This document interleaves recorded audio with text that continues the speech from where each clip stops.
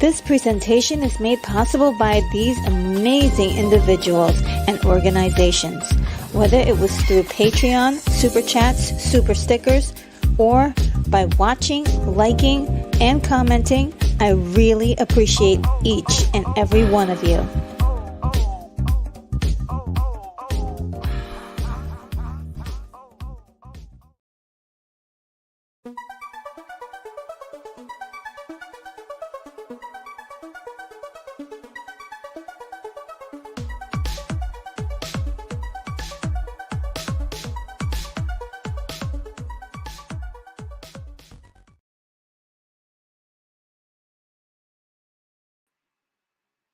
Hello, everybody. Welcome to the morning show. I am Retro Nerd Girl, and I'm broadcasting live from the International Science Fiction Space Station. And today we are doing mornings, modern take mornings, where we're going to look at some of the things in the news and give our modern takes on those items. Right now we're looking at Secret Wars, but before we also are going to look at a lot of the news that's happening in entertainment today. Buckle up for the ride. I actually have a lot of things organized today, so I'm really happy. I'll get that banner down there going. And let's see the comments for you guys today. Let's see. Um, the first up is Brogu. Brogu is up so early this morning. Says hello everyone, and a special hello to the intoxicating,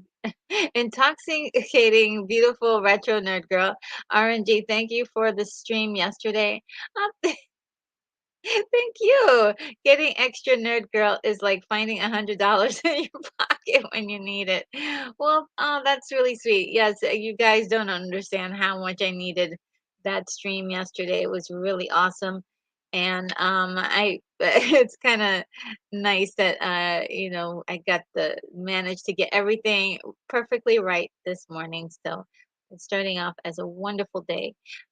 Great to have you here. And Keith E is here as well and says Hooper told me at breakfast there's about 75 movies that we need to see if he learned about that he learned about yesterday. So we have to get started. Yes. Okay. Well, you have to tell me all the 75. I only know a few of them. I only know a few of them.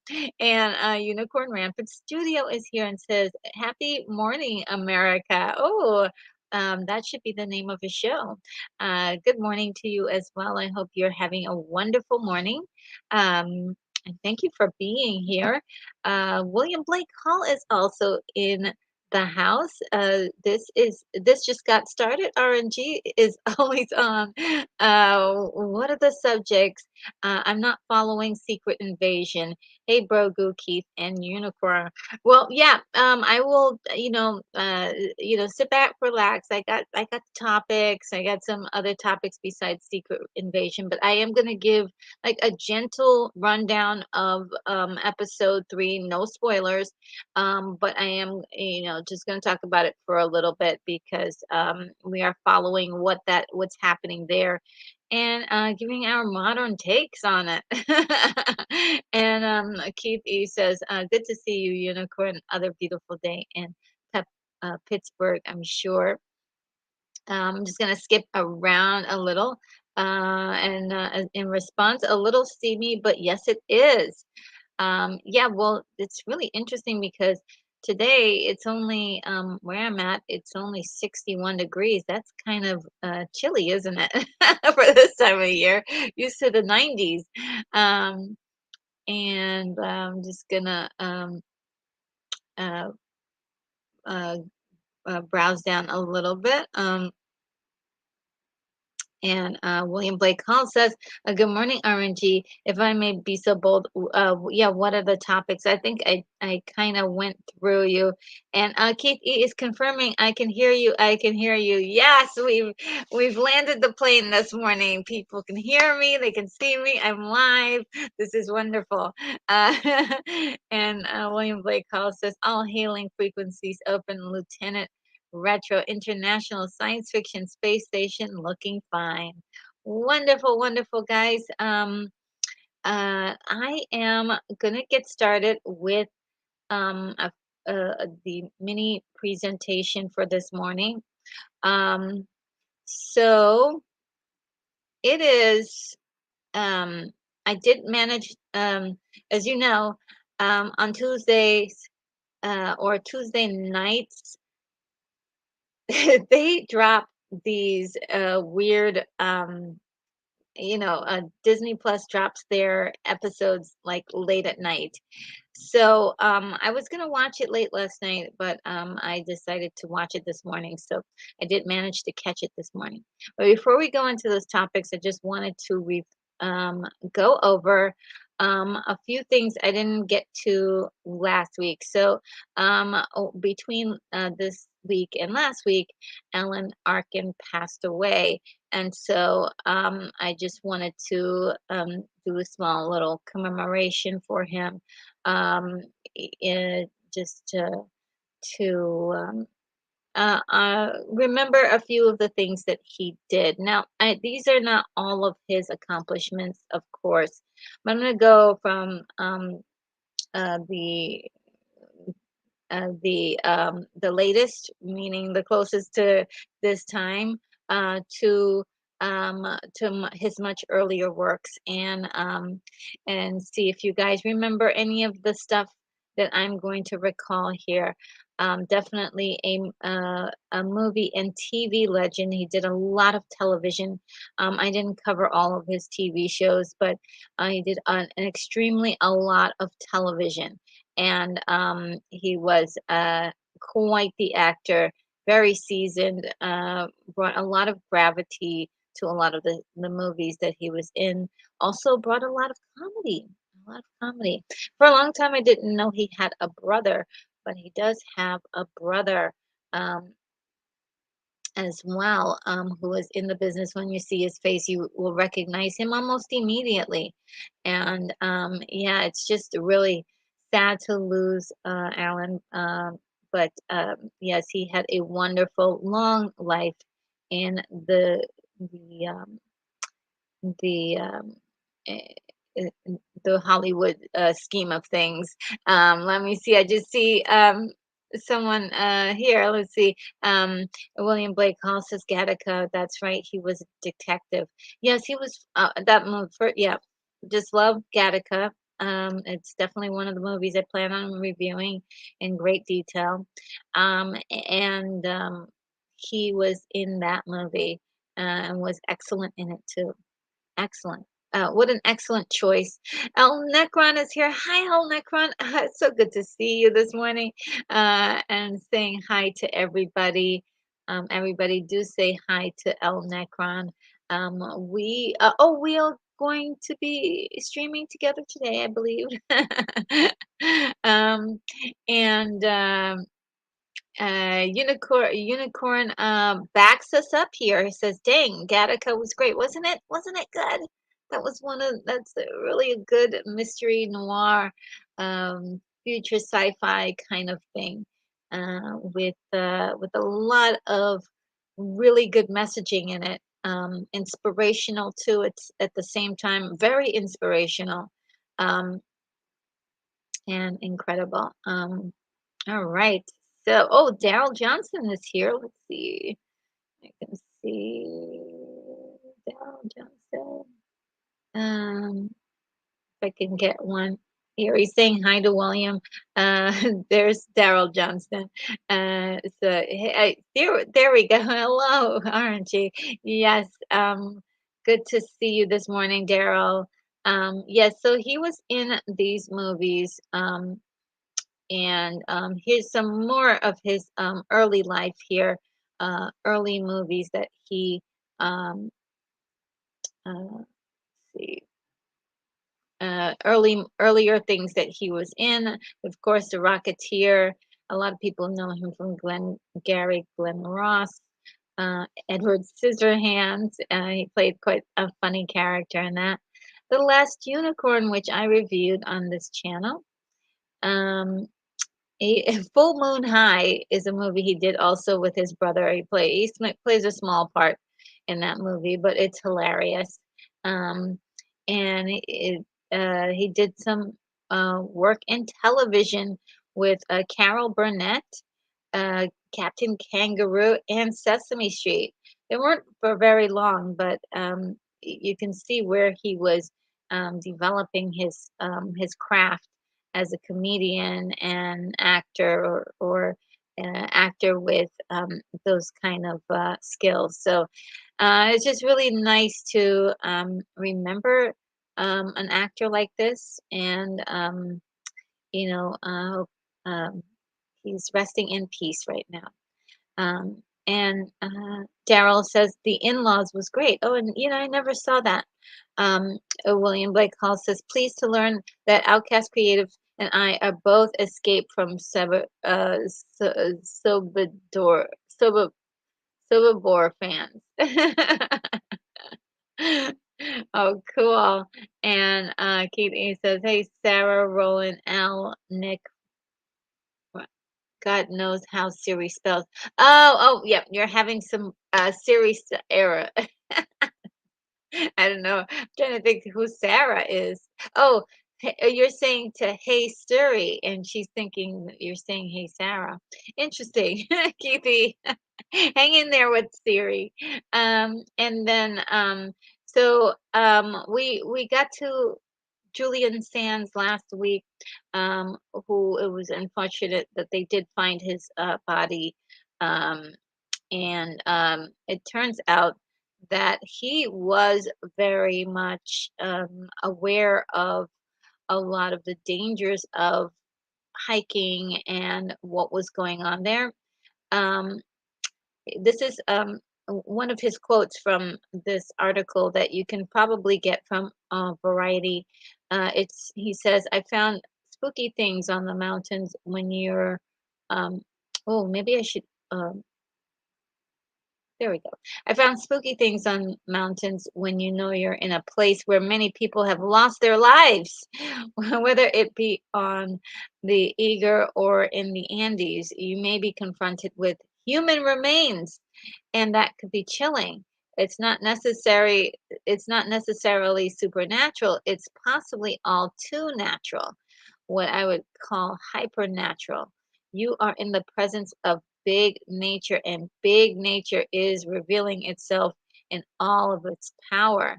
It can take us over in a threshold of hypersensitivity into a realm of natural forces.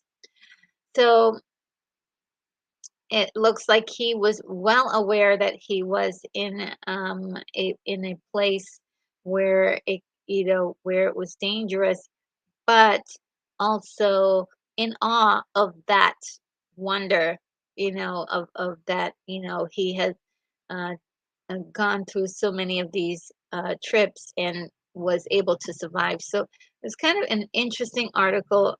Let me see if do I have the actual one article for you.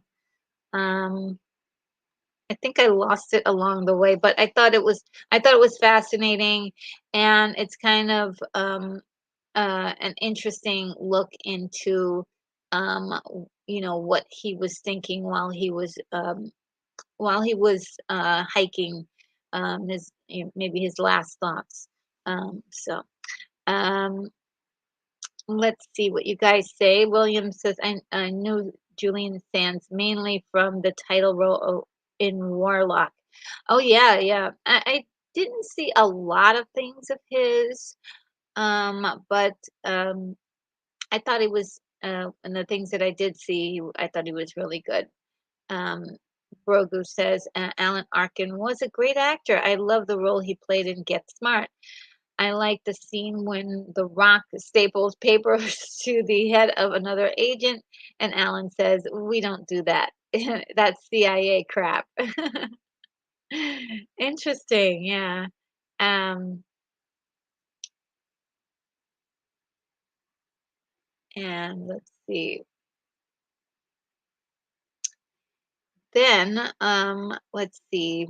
We just get this. Sorry for a second. Yeah. Um, we've got now the secret invasion. Um, uh, just going to give a brief bit of talk about um, the show today. Ooh, it's really, here's what I would say about Secret Invasion episode 3. It's really, really slow. And not that much happens that is exciting. I think we talked about that last week. But even you really feel how slow the story is moving this episode. Even the parts that have to do with action and it's supposed to be ramped up, even those scenes are even slow. So if you like things a little bit faster paced, this might be a little tough on you. Um, so there's a lot though. If you like thrillers or mysteries, this one there is a lot of mystery, but at the same time, it does reveal a whole lot. So there what is a mystery is what characters are thinking. So you don't know what characters are thinking when they do things, and that can be a little frustrating because I think in our day and age we really like to know what the character, the characters that we're watching, and feel like we understand what they're doing and why they're doing it.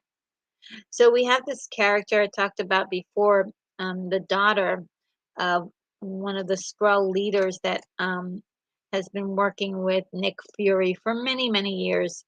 And she's actually on the bad guy side, Gravik.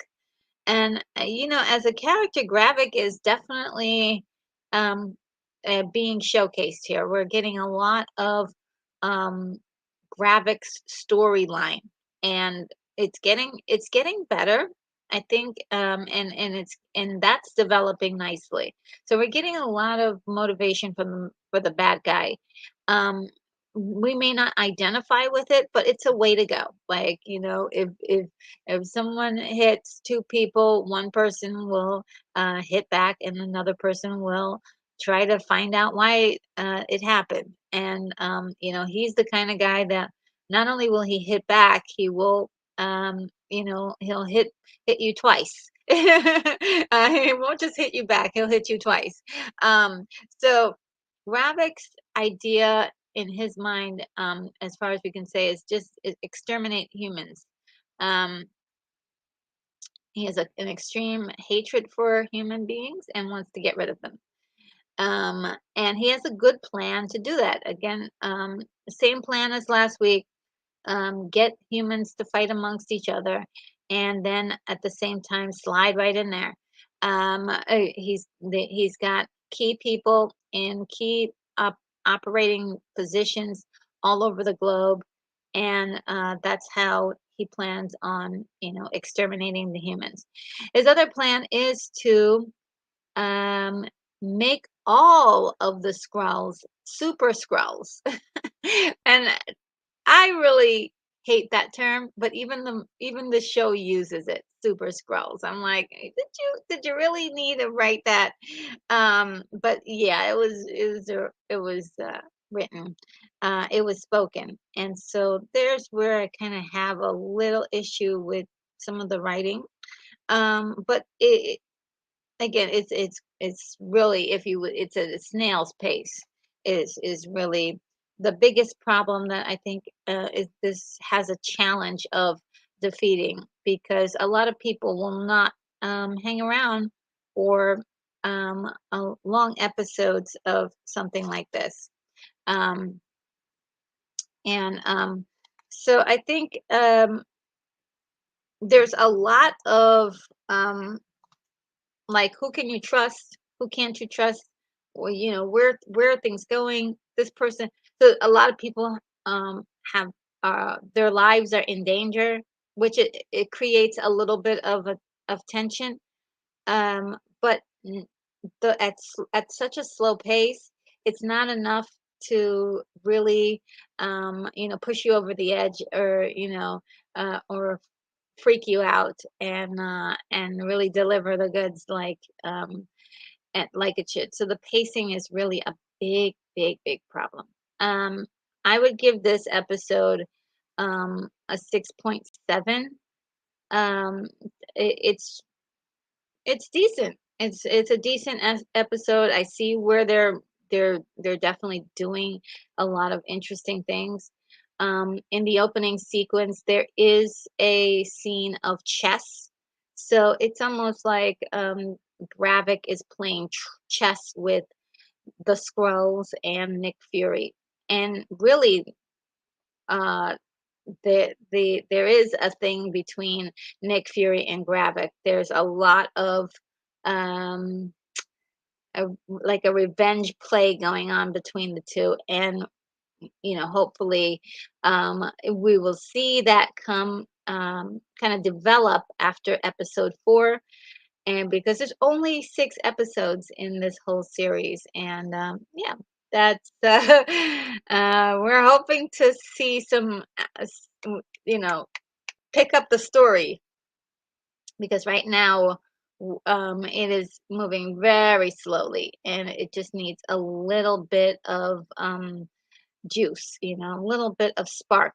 uh, uh, or something to that effect. And I wanted to highlight this. Thank you so much, Daryl, for saying this. Don't forget to hit the like button. Yes, please. If you're liking the content, please do hit that like button for me. Thank you, Daryl, for reminding everybody. Um, and Daryl says, so the trailer is better. Yeah, the trailer does make it seem like it's a lot more exciting than it is.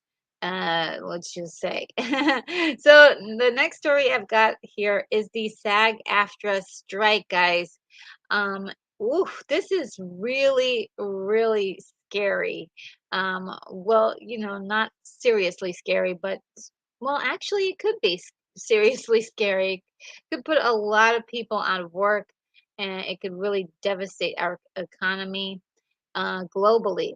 And so here's what we've got here from Deadline. SAG-AFTRA and the Alliance of Motion Picture and Television Producers are considering, are actually, they haven't just considered, they are extending the contract for negotiations until July 12th. It was the 7th, and now they've extended even that to the 12th. If the actors join the writers on the picket lines from the total shutdown of script, television, and feature films, this will affect the studios, theaters, award shows, comic conventions, and Wall Street. So yeah, this could be devastating for the country, and could really affect a lot of money that usually comes in to the United States, and a lot of money just in general in our economy. A full-on SAG-AFTRA strike definitely would mean a shutdown of feature Hollywood productions worldwide. And that is from Deadline. Excuse me 1 second. My allergies are killing me. Give me 1 second, guys.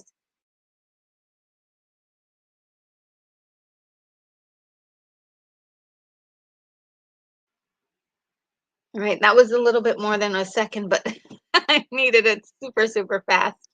Uh, um, and Brogu says, I agree with you. This show has some really good actors like Samuel L. Jackson and Don Cheadle. I thought it would be more exciting. Yeah, it it really is disappointing on that level. Uh, but as just a show, it's not bad. It's not horrible, but it's not fantastic, and a lot of people want to see something, especially from Marvel. We want to see something incredible, um, that matches the same excitement you would see if you were flipping through a comic book, or even to meet half of the standards of even a film. It really doesn't. And taking into consideration this is a lower budget um, project, because I think that's another thing. A lot of people, there is high expectation, but this is definitely low, low, low budget. This is world invasion, and yet this thing feels super, super small. And that's kind of where we're at with the story. So not a lot of also not a lot of world or traveling either, like sometimes you'll have in these kinds of movies or TV shows some you know uh going to different countries, different locations. None of that. It really feels small. So um uh and Brogu says we're halfway through it, no action yet. That's there was some action in episode 1 and 2, I think. Um, oh my goodness, my nose is so tickly, guys. It's like the allergies are after me. It doesn't know what to do because the weather is so up and down. And so, yeah, at episode 3, I'm expecting something devastating. I'm expecting to have my mind like I want like shock, some sort of shock, and you can accomplish that without special effects and all that stuff. You can do that with the story. And right now, we've got a lot of people meeting up and talking. This person meets up and talk. There's another person. I want to talk to you. Okay, we're gonna meet up and we're gonna talk. It's like do something. Um, so that's the problem with the show right now. It's moving too slowly, but it's moving. It's moving. William Blake Hall says, I can't hang around. A movie showed around noon yesterday, but starts later today. Okay, uh, go for it. Have fun watching that movie. I might actually go to the movies this week, crossing my fingers. Or if not this week, maybe when Barbie and Oppenheimer come out. At least I might be able to catch one of the movies. So excited. Brogu says, I think that they are suffering the opposite of what the Mandalorian was dealing with. The Mandalorian had action but no development. Ooh, Secret Invasion has a lot of talking and development but no action. Yeah, and even the development and the talking isn't strong enough, because it's interesting. It's interesting. We're getting to know about Nick Fury a lot more. I mean, this really could have been just called Nick Fury, and we had been like, okay, or Nick Fury and the Secret Invasion.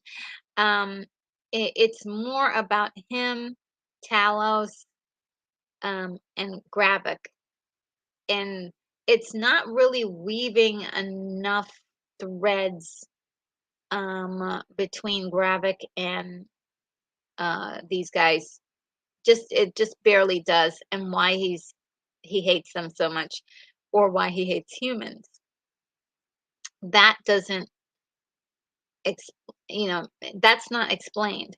And I know that he lost his parents in the initial um war against the I forgot the name of the group of people that um I forgot the name of the aliens that they were running away from, that they had to escape their planet. But there's no reason why he's psychotic, why he's willing to commit murder on everyone, why he wants to destroy the entire human race. That's not explained. That's not explained good enough, right? It's like it's sort of explained, but not good enough. Like, why is he taking this action? He's also willing to kill his own. He's willing to kill his own people for this. Why? Now, one thing that they did do was they did establish he has a warlike mentality. He has these ideas that are very much about war and being a general. He thinks of himself as a general, or as a soldier, or a fighter. So, but I just don't understand uh, why he's that way. Um, there's that. A little bit more explanation on that. But yeah, this SAG-AFTRA thing it could be disastrous. They said that they were close to you know negotiations, like actually coming to something soon, but they may not be, and maybe the threat of this could be what, or the possible threat of this could be exactly what they're looking for.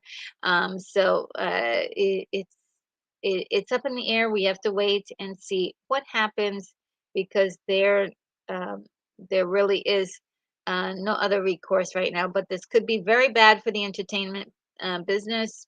What new movies are coming out? People may not be able to across the picket lines to work on anything. And I believe that if they did do an award show or anything, like, it would have to be unscripted. Unscripted shows would be fine, like reality TV shows. So we'll have to get more Kardashians, Kardashian programming, in order to tide us over. Now, a lot of people are talking about this. I think it's a very interesting question and a interesting topic. It's been what has been called the summer of flops. Lots of movies have been flopping lately, really, really hard, really hard. Um, and I think the first wave of it we saw um, was really as far back as it was before, way before the summer. I think the Suicide Squad was one of those movies where y- people looked at and said, "Hey, that movie should at least do, 1 billion or close to it." And it lost a significant amount of money. And it sort of had a lot of people scratching their heads. Okay, why didn't this get 1 billion? Also, the Batman, another movie that did not do as well as it should have. Along the way, we've got lots of other movies like The Eternals. Uh, that had its own problem, the mixed audience reaction. Uh, but it was expected to do well, and a lot of Marvel movies that were supposed to do very well, like the last Doctor Strange movie, another one that just didn't do as well as expected. So we come today to The Flash, which is um, has its problems, of course, but people who have seen the movie. Um, there are some people who did not like the movie, and that was, from what I could tell, not that big of a percentage, but there were a lot more people who did like the movie, and even with people who said that they loved the movie, it wasn't enough to get people in the seats. It says here, I've written down, the Flash wind up costing Warner Brothers around $200 million. That's a lot of money. It was already some absorbent amount of money to do all the filming and everything for this. Um, it was in production for 7 years, pretty much. And there's a rumor, and I don't know how true it is, and that's why I'm saying it's a rumor. And over 1,500 theaters may be pulling the movie uh, from showings. So that is just a rumor right now that is going around. I want to make that absolutely clear that I tried to find uh, actual, like, proof or something, and I couldn't find anyone who was definitive on the answer on that. But right now, it looks like that's the rumor that's going around. And you can easily type that in and find it in the news. Um, and so that would be a shame if they pulled it early, because that's like, it's really cutting off its legs before it got a chance to even accrue any extra dollars here and there. As longer the movie stays out in theaters, the more it'll accrue something. So at least it could hang out for a little bit, at least before Barbie and Oppenheimer and Mission Impossible get here. So I hope that those rumors are not true, but if they are, yeah, this movie is a terrible disappointment, and not sure what all the reasons why. We talked about that before, but it still seems a little bit unfair that that happened. Um, and the Hungry Jerk says, saw the new indie movie yesterday. That's why I don't go see first run movie. It was it was oh no, it was horrible. Wasted my time and money. I am so sorry. I'm not laughing at that, but that's really blunt. Very. I am so sorry that you had that experience. Oh my God. Really? Wow. So sorry you had that experience, but wow, that you were when you, I have this thing that when people say things very bluntly, I kind of revert to laughing because it may, but wow, that's crazy. I'm so sorry that that happened. Um, yeah, I always hope for the best for these movies. Always hope for the best. We're going to talk a little bit about Indiana in a few minutes too. Brogu says in the Indiana Jones new movie is a tremendous flop so far. Hollywood is not listening to its fan base. It's true. And we're going to get to talk about it's on this list up obviously. And Jack says it'll be 5 years before I see anything new from Hollywood. Oh no, they burned you, huh? God darn it. That's sad. Maybe something will come along and be so outstanding that you know people will drag you to the theaters. Yeah, so it's really sad about the Flash, and I know that there's a lot of if you take the situation with Ezra out of it, whatever people's personal opinion about the Flash about him in general, there were hundreds of people who worked on this film. They don't deserve this. And it the studio though, the studio is another situation. They had the opportunity at any point in time to really address these situations and actually explain this to the fans what what was going on with their star, to really make things clear along the way and not to keep fidgeting with the movie because a lot of the complaints about the movie were things that they changed. And so, uh, you know, another one bites the dust, right? It's really sad. Um, Ruby Gillman, Teenage Kraken. This is another one that's really doing a lot of flopping around, if you will. Um, it had a $12.8 million opening weekend. And this was a $70 million budgeted family film. Okay, this is really no one. I've heard no one excited about this movie. The character is cute. Look at how adorable she is. But very little commercial interest. Some people didn't like the artwork for a lot of the characters, just too weird. That maybe it was really something that was cool back in 2001 and not so much anymore.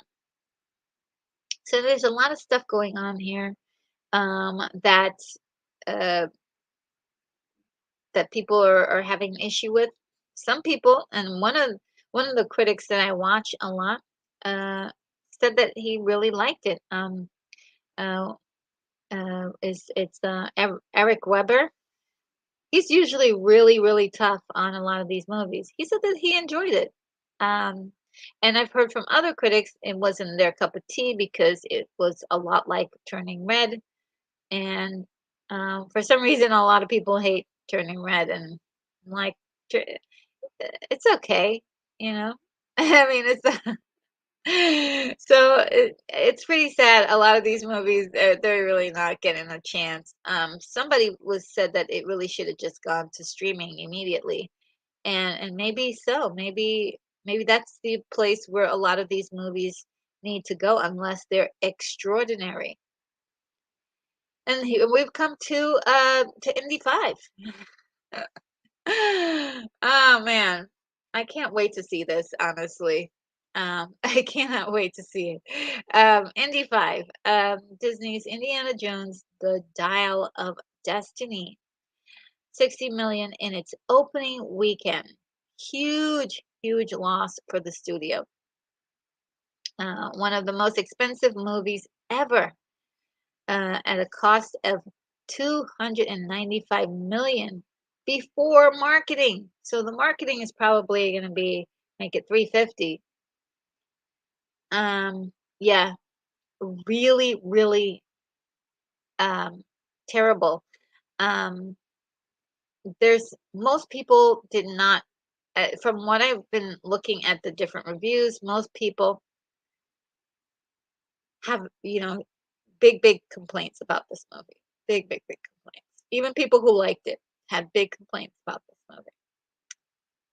Kevin Smith, who usually likes just about anything, he just about likes anything that's out there. Really, um, he said that he had issues with this movie. He was disappointed. That's all. He didn't say he hated it, a big deal. He just said he was disappointed. Um, and brought up some really good points about how to service the fans. And this movie, as much as people complain about fan service, this movie needed fan service. And some people were even saying that, the older crowd of, 55 and up who saw this movie in the theaters, or people, Gen Xers are not going to see this movie. We're a huge market. We already see this movie and we're like miles away. Like, I'm not leaving my house for that. I mean, Harrison Ford is mostly a CGI, character. And on top of that, we've got word that he doesn't really do much in the film. Okay, I didn't see the movie, so I'm not spoiling anything, but that's just the word that's on the street. So, no details. I haven't told any details. There's a lot. You want to experience the movie. Like I said, I can't wait to see it for myself. But the reports out there about this movie has not been very kind. There are some people who still just love seeing Indy and they don't mind another movie. There was also a rumor that there's plans on uh, Phoebe Waller-Bridge, I believe that's her name, who is in this picture with Indy, is supposed to be kind of the next character to take the reins. And a lot of fans are like, nope, they're not. This is not like old, the older generation. We're talking about the millennials, like, or what's it? There's generation. There's boomers. There's generation X, and generation Z. Generation Z is like, nope, we're not doing it. Those are guys born in the 80s. They're in their 40s now. Nope, not interested. Okay? So, and they would have been kids when Indy's movies came out. So they would have loved all this stuff too. But I think a lot of people are making assumptions, aren't aware of exactly who the market for this is. This isn't just like Indy's not uh, appealing to the mass public anymore.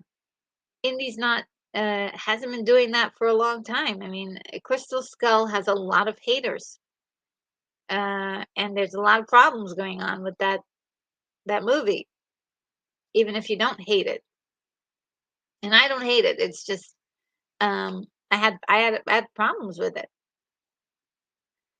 So they're not able to tell indie stories like they used to. They just lost the magic. And maybe it's the magic formula of George, Stephen, and Harrison Ford, or maybe and they have no more passion for doing those movies. It to me it died out in a long time ago. So Roger says is Oh, okay. So I'm missing one. Hungry Jerk says, my buddy who I saw in the indie movie with wants me to see Mission Impossible with him. No way. Forget it. Don't ask me. Is he going to pay your ticket? Maybe. Broken.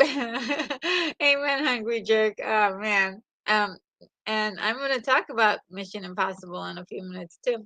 And William Blake called, I'm holding out for Squirrel Girl. And Brogu says some of these movies need to go directly to video. Just die a slow death. Brogu, you are really rough on these guys today. My goodness. Oh, well, I mean, William Blake Hall says, I thought that's what movies used to do. Um, and yeah, I mean, I remember a lot of movies just coming out on video, and we enjoyed them. It was not a big deal. And there were some movies I wish had come out on that were on the big screen, but on the most part, like you gotta reserve the cinematic experience for the best movies. Because if you have a crappy movie or a subpar movie on the big screen, it stands out even more how inadequate it is. William Blake says, I've seen many puns for Indy 5. My favorite may be Indiana Jones and the Dial of Disney. The denial of Disney. Oh, nice. Um, and El Necron says, time for some new ideas from Hollywood. I think so. I think so. And uh, Short Round not being in this, right? Like so, there are so many callbacks that they could have done that would have been interesting. They could have Back to the Future at this because they're playing with time. They could have Back to the Future this. Um, and it's just kind of disappointing that there were just like the most mundane ideas um it, that were going on in this movie. I know every detail about this movie, okay, and I haven't seen it yet. That's I mean okay, Hungry Jake says Indiana Jones and the Dial. Oh man, the Dial of Dumbness. Henry William Blake says Parks and Recreation has a great scene in which Patton Oswalt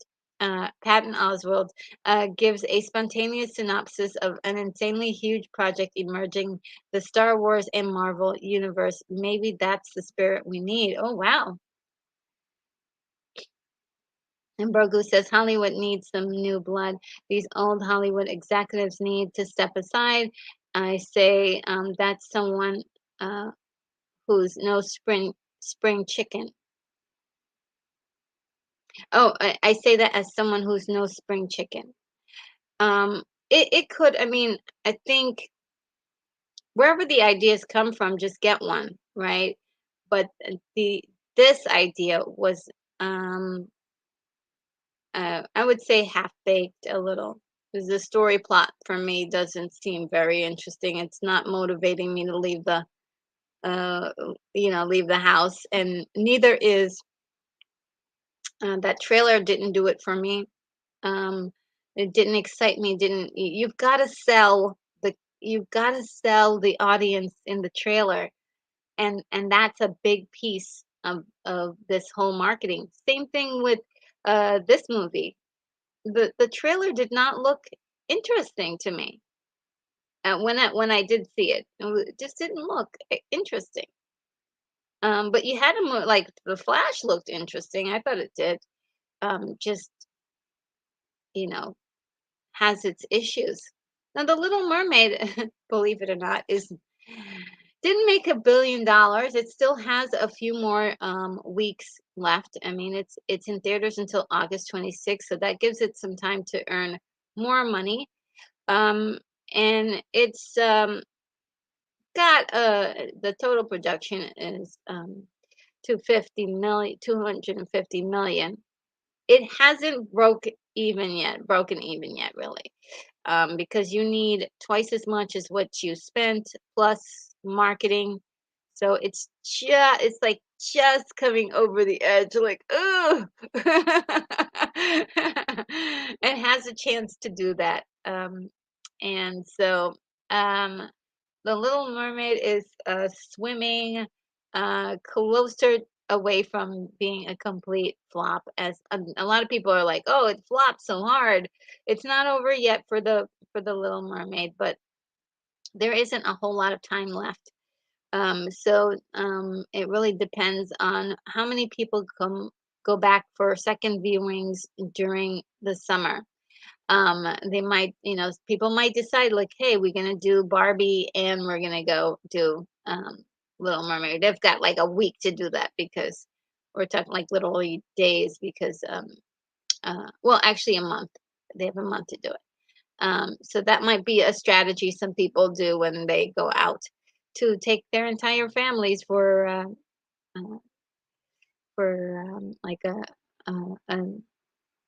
a fun day together. So there's some movie rumors going around. I won't lie, that there are rumors. And here's Marvel Studios. This is a new image that they put out um, for the Marvels, and a lot of people have been really clowning on this this thing. It doesn't even look like they're even in the same room. Um, it's kind of weird because it's not really an impressive um, poster, but this was something released from Marvel, um, and it brings up a lot of questions. Are we gonna are people gonna actually see a movie that is cohesive and looks good? Because this poster, I mean, what are you thinking? I'm willing to give the movie a chance, though. Let's see what you guys are saying. William Blake Hall says, "Good idea. A good idea takes work, like that scene with the two military intelligence at that as the starts at the start of Raiders. It establishes Hitler as the enemy, lends mystique, raises the stakes, and foreshadows. Yeah, the opening scene for Indiana Jones was incredible, right? Which is it's sort of a dead end, but it also is like setting up who the character is,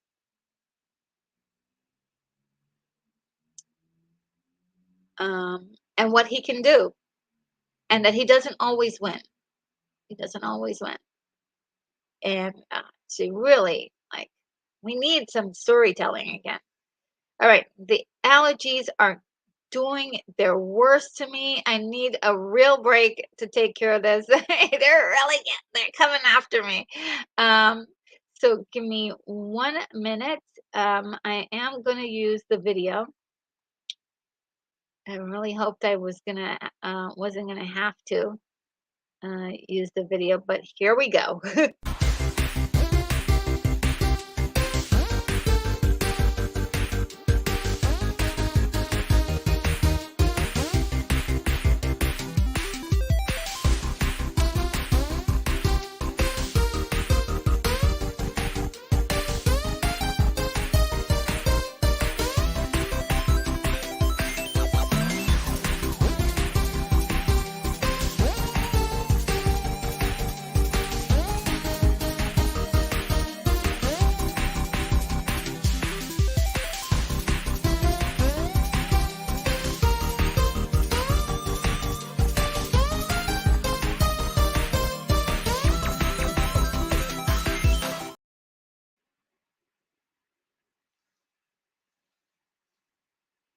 Man, guys, it's out of control. Okay, let's see if I can find. You guys have a lot to say. Great.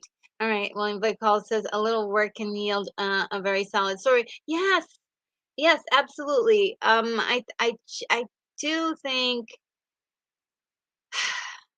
like I'm not sure what the answer is because these guys have these committees of writers that are doing these things, and then sometimes they'll say, okay, well, we're gonna have one guy tell the story, and sometimes that's a failure. So it's like either you have a committee of people or you have one person tell a story. We still have these massive failures. um so what is the answer?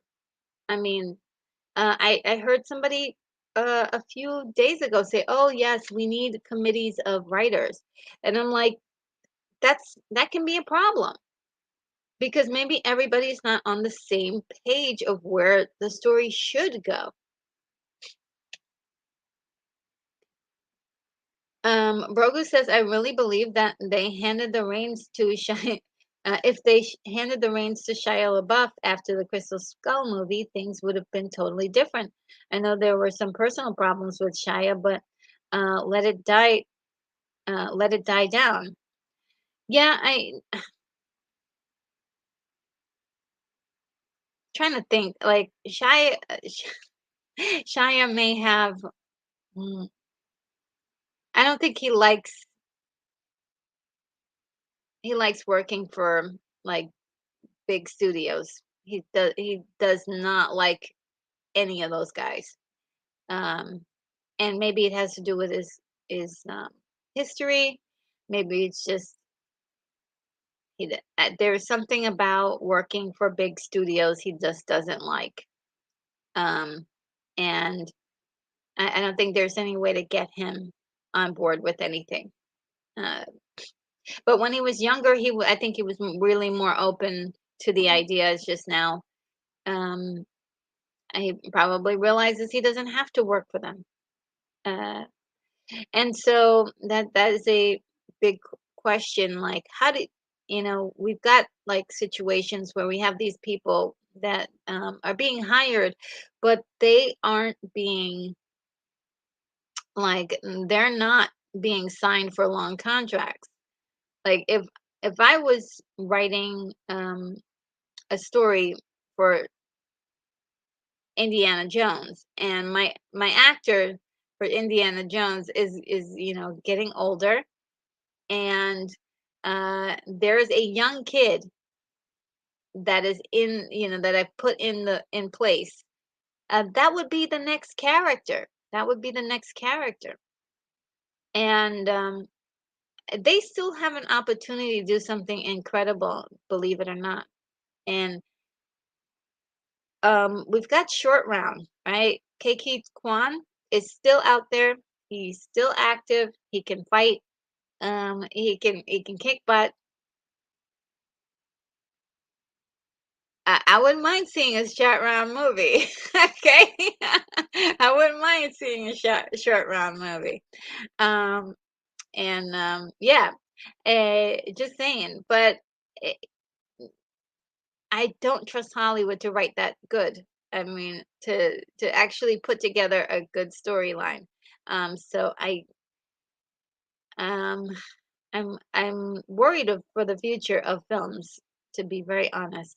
Um, William Blake Hall says, "That's interesting. I caught an idea of where Chris Pratt steps into the Shire role." Yeah, I mean, they could have recast really easy. Um, you know, they used to do it all the time, and now everybody's afraid to recast. And as well, they could have made any excuse up, like, "Oh, you were in an accident, and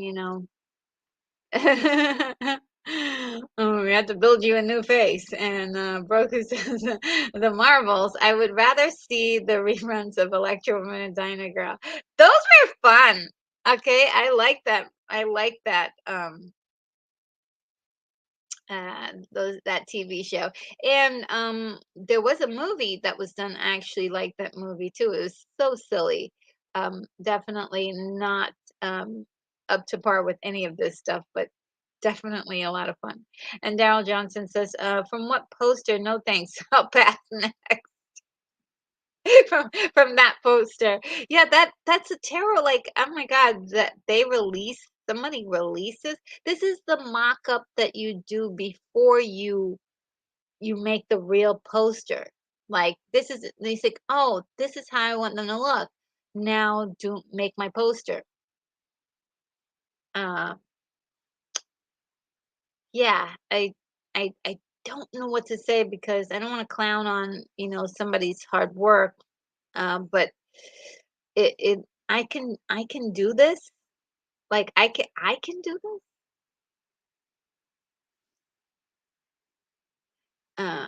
I shouldn't be able to do this. Like, I shouldn't be able to make the same poster that these guys are making. They're getting paid a lot more money. Hungry Jerk says, they forgot the Asian superhero. Um, oh yeah, we're not talking about that stuff. Sorry.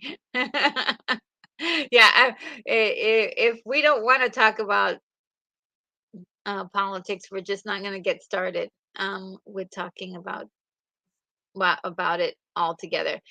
Um, and because to me, I don't think that's the problem with these movies. Obviously, there's a story issue. I'm watching a show that that is has the same problem. Really, it's not engaging, and I'm gonna stick with it. But I know a lot of people who are like, I'm not. I don't have time for this slow stuff. The interest in the show that's so slow, and the writing is just like at a crawling uh pace is just not doable. Like something's wrong. Something's wrong. Um and, and William Blake Hall says, I'm up for the returns of the tick. Ooh, ooh. Yes, no politics. We're just not we're staying away from it because it's a I don't want anybody's feelings to get hurt, and also I'm not interested in it. Um I'm interested in entertainment. And if a lot of people seem like they want to be interested in entertainment as well. So if you truly do want better content and you truly do want to see no politics in entertainment, let's not even bring it up. Let's not even bring it up. You focus in on, the things that you really do want, right? We really want better stories. And William Blake Hall says, there have been diverse heroes before, except they got done poorly. And Unicorn Rampant Studio says, I think the audience is confused about who the real audience is the only real issue. Yeah, I think so too, because I heard this really cute um, uh, younger reviewer try to make sense of what was going on with Indy, and I was like, nope, you got it wrong. They were trying to figure it out, and I was like, oh, you sweetie pie. I wish I could tell you, um, you know, what's going on here. Um, it's not that the age older audience doesn't want to see, or there's not enough older people to see that movie.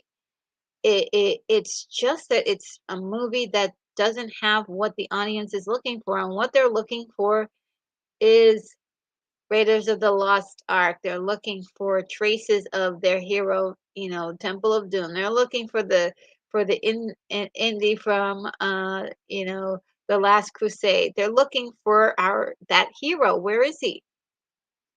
And they did not find him. Uh, and and that's the problem. This is a movie that, of course, also was supposed to be the send off for the character. And from what I heard, the ending it does do that. But there's significant problems with how they treat the character during the movie, and that's a big problem. That's a big problem. Unicorn Rampant Studios says, as I've said before, I have not liked Disney almost since 1978, since Bambi. So I'm not making excuses. I'm just saying they've always been like this. Yeah, yeah. Um, and William Blake Hall says, I caught a great clip from Harlan Ellison critiquing the Disney movie Saving Mr. Banks, which he calls propaganda, making out the author of uh, Mary Poppins to be a rather awful woman. Oh wow, never knew that. Unicorn Rampant Studio. It's just interesting that Disney has become the most divisive thing for people to bring up, and yet they keep bringing it.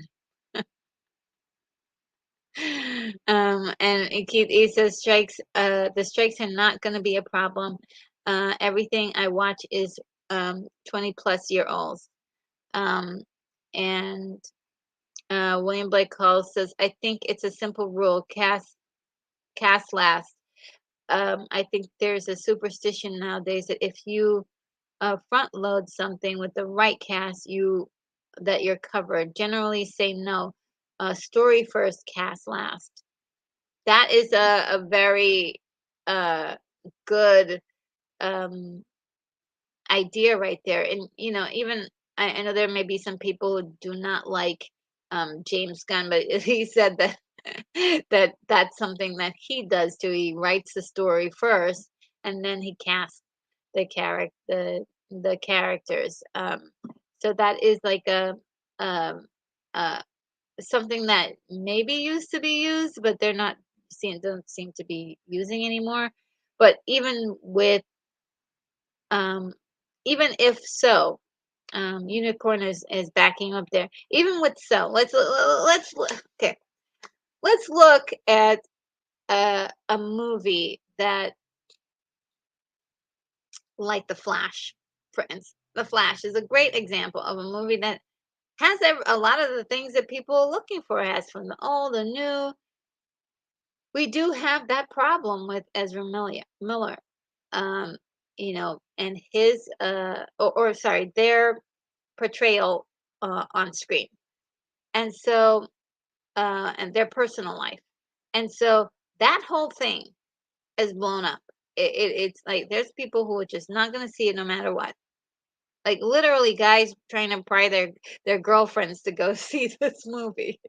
It's really kind of wild, and so it's just been um like for any reason your film has that problem, you may need to put it on streaming.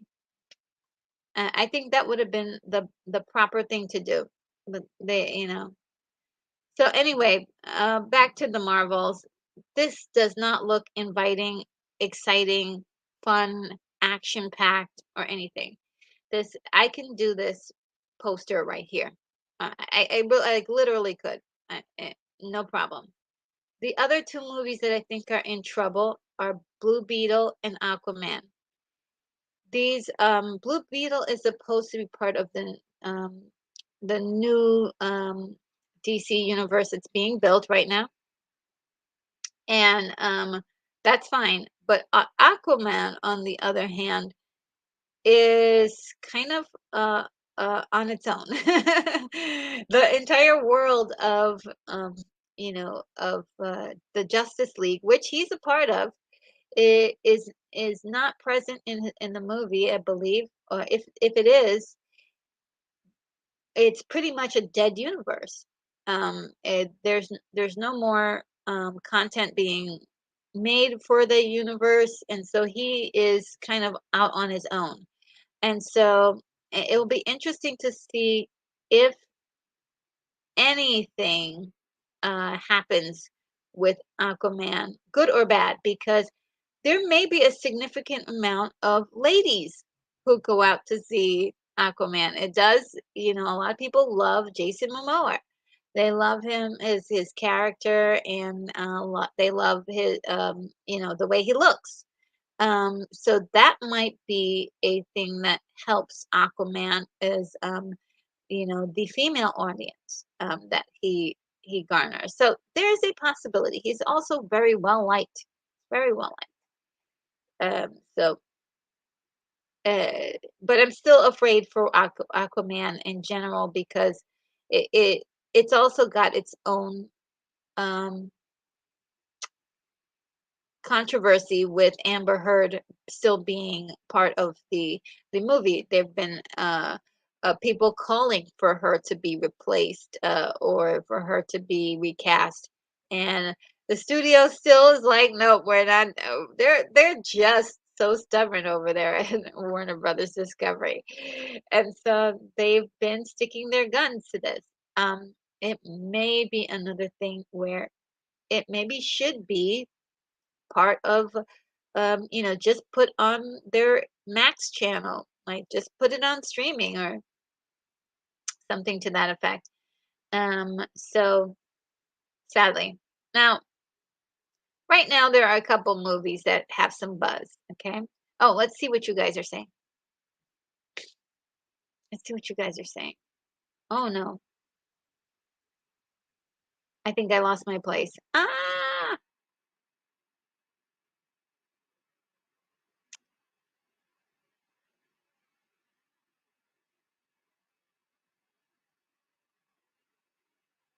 Hmm. All right, I think. Oh my God, these allergies are killing me. William Blake calls okay. So yeah, I got that one. And Brogu says, uh, in response to Keith E's comment about the strikes are not going to be a problem. Everything I watch is 20 plus years old. Yeah, and that's not going to be a problem for me either. And Brogu says, I agree, Keith. A lot, not all. All of the new movies, shows that come out are is garbage in my humble opinion. I tend to watch older movies and shows as well. Me too. I mean, I'm just saying, and a lot of them are, they're just they're really good. It's really good stuff, in my opinion. That's why I review all the good stuff, is because they had something to them.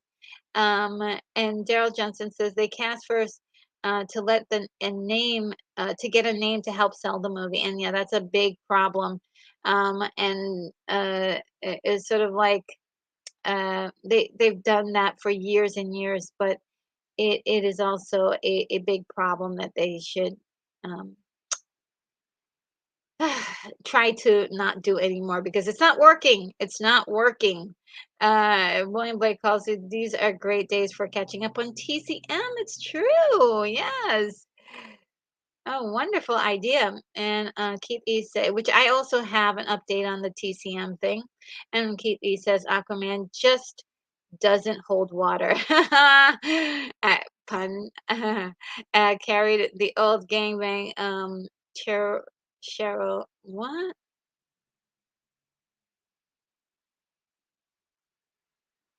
All right. Well, I don't know what that means, but I think that's Suri acting up. But nobody wanted to be Aquaman in the Justice League. Is all I got in the end. And William Blake also says Aquaman doesn't hold water. It sounds like a bad sign. And Aquaman is in deep trouble. I think so. At least with regular fans, diehard fans, definitely not. They're not having it.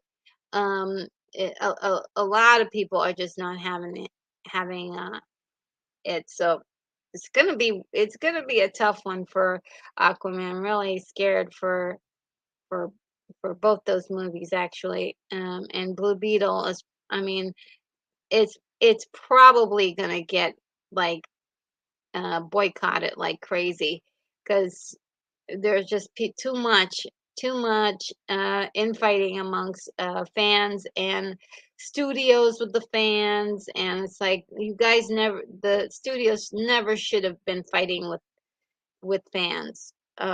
Just a bad technique all around. And Daryl Johnson says Aquaman just doesn't hold water. Aquaman is in deep trouble. Love it. All these puns. Everybody's laughing at that. It's in deep water. I can't wait for the. I'm just.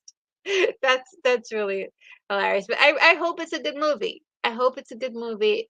According to the rumors of people who have seen the movie, um, the screeners, it, it's it's it's got problems, and yeah, they've had people come in and film scenes that they have taken out. It's just. and like there's a lot of stuff going on behind the scenes for Aquaman. I don't even want to um I can't wait to see the movie to find out what it's gonna look like. Um and Brogu says the story should come first. Yes. And the casting should come last. You can have Robert De Niro and Al Pacino waiting to do your movie, but if your movie is about a young space pirate, I don't think it'll work. You know, this is what I'm saying. That we have all of these big names that they're like, here we have the movie, the Fantastic Four movie, that they're, searching for people. And the first thing we hear is not that we have an amazing script, an incredible story. Is, oh, this person's been cast. We're gonna cast this person. I don't like. That's fine. Just give me the movie. I don't want to like. Please. And all of these people, they have to pay them exorbitant amount of money to get them to be in the film. Just show up. The bigger the star, the more money they are. Um, And Unicorn Rapids today said, hoo-ha, I'm a freaking space pirate. Yes, we love space pirates around here. And John Walker says, Jason Momoa is probably going to be cast as Lobo in Gunn's universe. And that would be an accurate use of his um, acting abilities and just his look as well. Um, but they've got to write a story around Lobo, and I'm not sure if Gunn is going to do that. To be quite honest, I don't know what characters he's going to have and playing in that universe, besides the ones that he's already detailed. And he did not say anything yet about a Lobo being in the storyline, which is um, a little telling, a little bit. And oh yeah, Keith E says the recurring joke on The Big Bang Theory was nobody ever wanted to play Aquaman. Got it. And William Blake Hall says De Niro and Pacino can't get you can get you heat, or they can get you righteous kill, which is almost no which almost no one cared about. Story rules. Yes, story does rule. And Daryl Johnson says you have to have a story to sell to the actor. Once they're on board, then they write a script. Yeah. I mean, I know that's there's a lot of different ways to do the same thing. There are a lot of different ways that uh that movies are made. Some movies are made with a script already done and written, with minimal changes. Some are like outlines with, you know, with changes all the way through. Um, and there are some that are and mostly all improvised. So there are many ways to do it. It's just you know, I think a director with a really good vision, a director writer is really actually much better to me. I think fine because you get one person who has this vision, kind of goes after it. Um, and yeah, there's a lot that can be said for for how these things are done, and many ways are there. You could do it for many ways and still and get something unique and interesting. But I think what's one of the biggest problems right now is that the idea isn't solid, or even the outline isn't solid enough, uh, that it can go forward. Like the events that happen in these films don't like. don't add up, matter much. And then after you consider like the time, the special effects, um, what studios mandate that you can and you can't do. And a lot of people, like we experienced that for Batman v Superman, where they took out a lot of the film and people didn't understand what was going on. And when they saw what was the extras, they're like, "Oh yeah, I figure it. Yeah, now I understand what this movie is talking, what they're saying." And it's really interesting. Um, but a long time ago, there was like one or two or three or four like weird movies. This is like huge, huge tentpole movies that are just like having problems. Like even in the past, there have been movies that have made a lot of money, but they weren't perfect, right? But now it's like if the movie isn't great, if it isn't getting glowing, amazing recommendations from hardcore fans, if people are like getting any inkling that a movie is subpar, they're not leaving their homes, right? Spider-Man across the the universe, hugely successful. Why? Word of mouth. People said, "This is amazing." A lot of people said, "This is amazing." There were a couple of people who didn't like the movie, didn't like it. There were a lot more people who were very vocal about how they love this movie. You want to, if you wanted to even consider politics, this is where that didn't even matter. Oh, like no politics mattered. It was just a movie that a lot of people liked. And by word of mouth, getting every single week, people went to see that movie.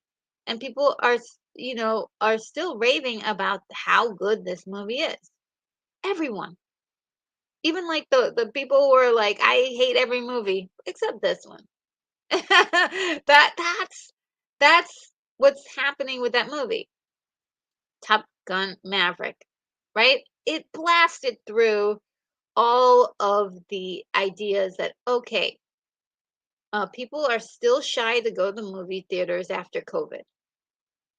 Are they? Or was this a movie that was really getting the buzz, the right words? People were saying the right things about this movie when they saw it. I think so. Because that was everybody who's seen the movie that I know, that I haven't heard one negative review about Maverick. Everyone's just been, yes, this is a solid movie. It plays into nostalgia. It was fantastic. And so that's what the question is what does Maverick have? What does Spider-Man across the universe, the multiverse have that these other movies don't? Star Wars was a movie with a bunch of no names except for Peter Cushing and Sir Alec Guinness. No one knew Mark Hamill, Carrie Fisher, and Harrison Ford who they were. But the story was great. Yes, absolutely. The story was great. The editing was great. The special effects were great.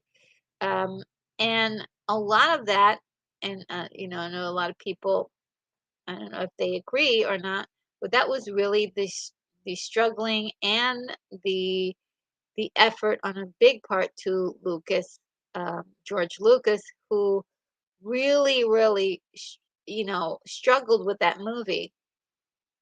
Knew what a terrible disaster it would have been if all of those features did not work together. Was extremely lucky to have friends in the industry to guide him. He showed the movie to a lot of his friends that gave him advice.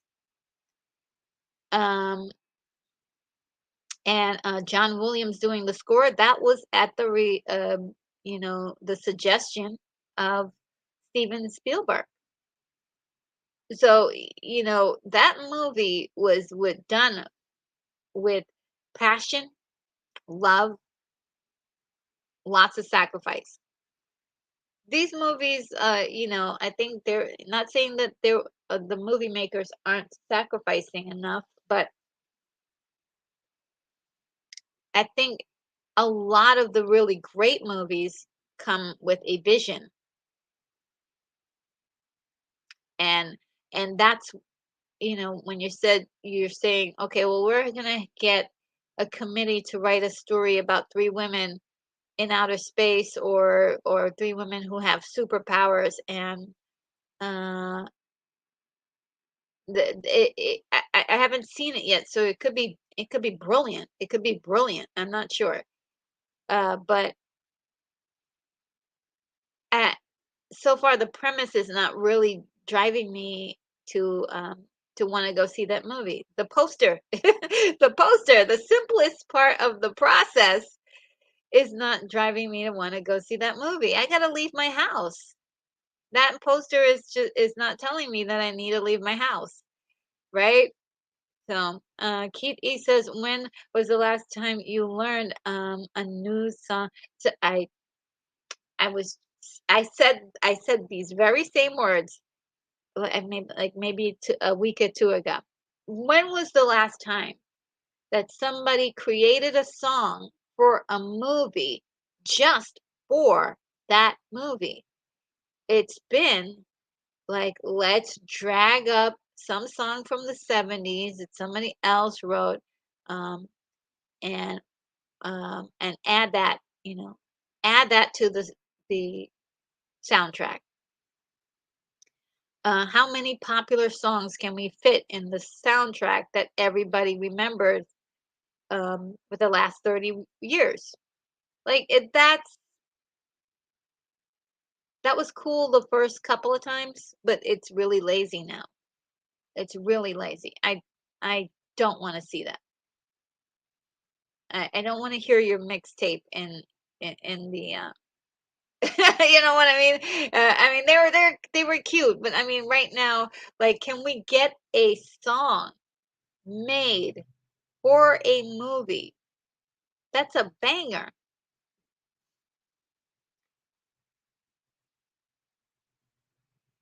And I do believe that Rihanna did a special song, but it was, I love Rihanna, and the song was really good.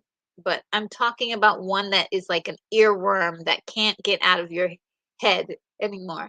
Like, let's hear it for the boys. Remember when that song came out, and you were just like, that you were like, oh yeah, I gotta sing along to that song. Um, William Blake Hall says, even more challenging, a song I want to learn. I'm almost ashamed that you can't, that Can You Feel the Love Tonight is stuck in my head. Ah, what a great song. Huh. Yeah, I love that song. And Unicorn Rapids too. The last time I learned a song for a movie, I was a child, which is good because that's a horrible use of a movie. And Keith says, I think of songs that came out with James Bond. Yes, yes, yes, yes. Those were great. And I mean, when was the last? James Bond has been a couple of years now. We need a new James Bond soon. Unicorn Rapids Studio says all of the good musical people are dead. Oh my gosh. So we can't.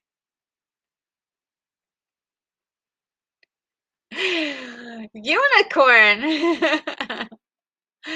Maddie's daddy is here. Steve is here. It says, hi, cutie. I'm wrapping Maddie's birthday presents in preparation for her arrival. Oh my goodness. But as always, I'm going to do my part and help the channel by dropping off a like. Have a great stream. Oh, well, thank you. Please tell Maddie I said happy birthday. Oh my goodness. That is so awesome. And have a great day. Uh, just a wonderful thing that you're doing. Something so nice and special for Maddie's birthday. So sweet. And William Blake Hall says, Moonraker is great, not as a Bond song, but simply a love song on its own right. Ooh.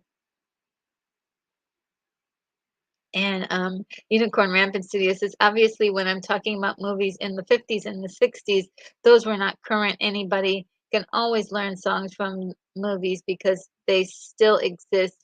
You can just go watch the ones that were already made.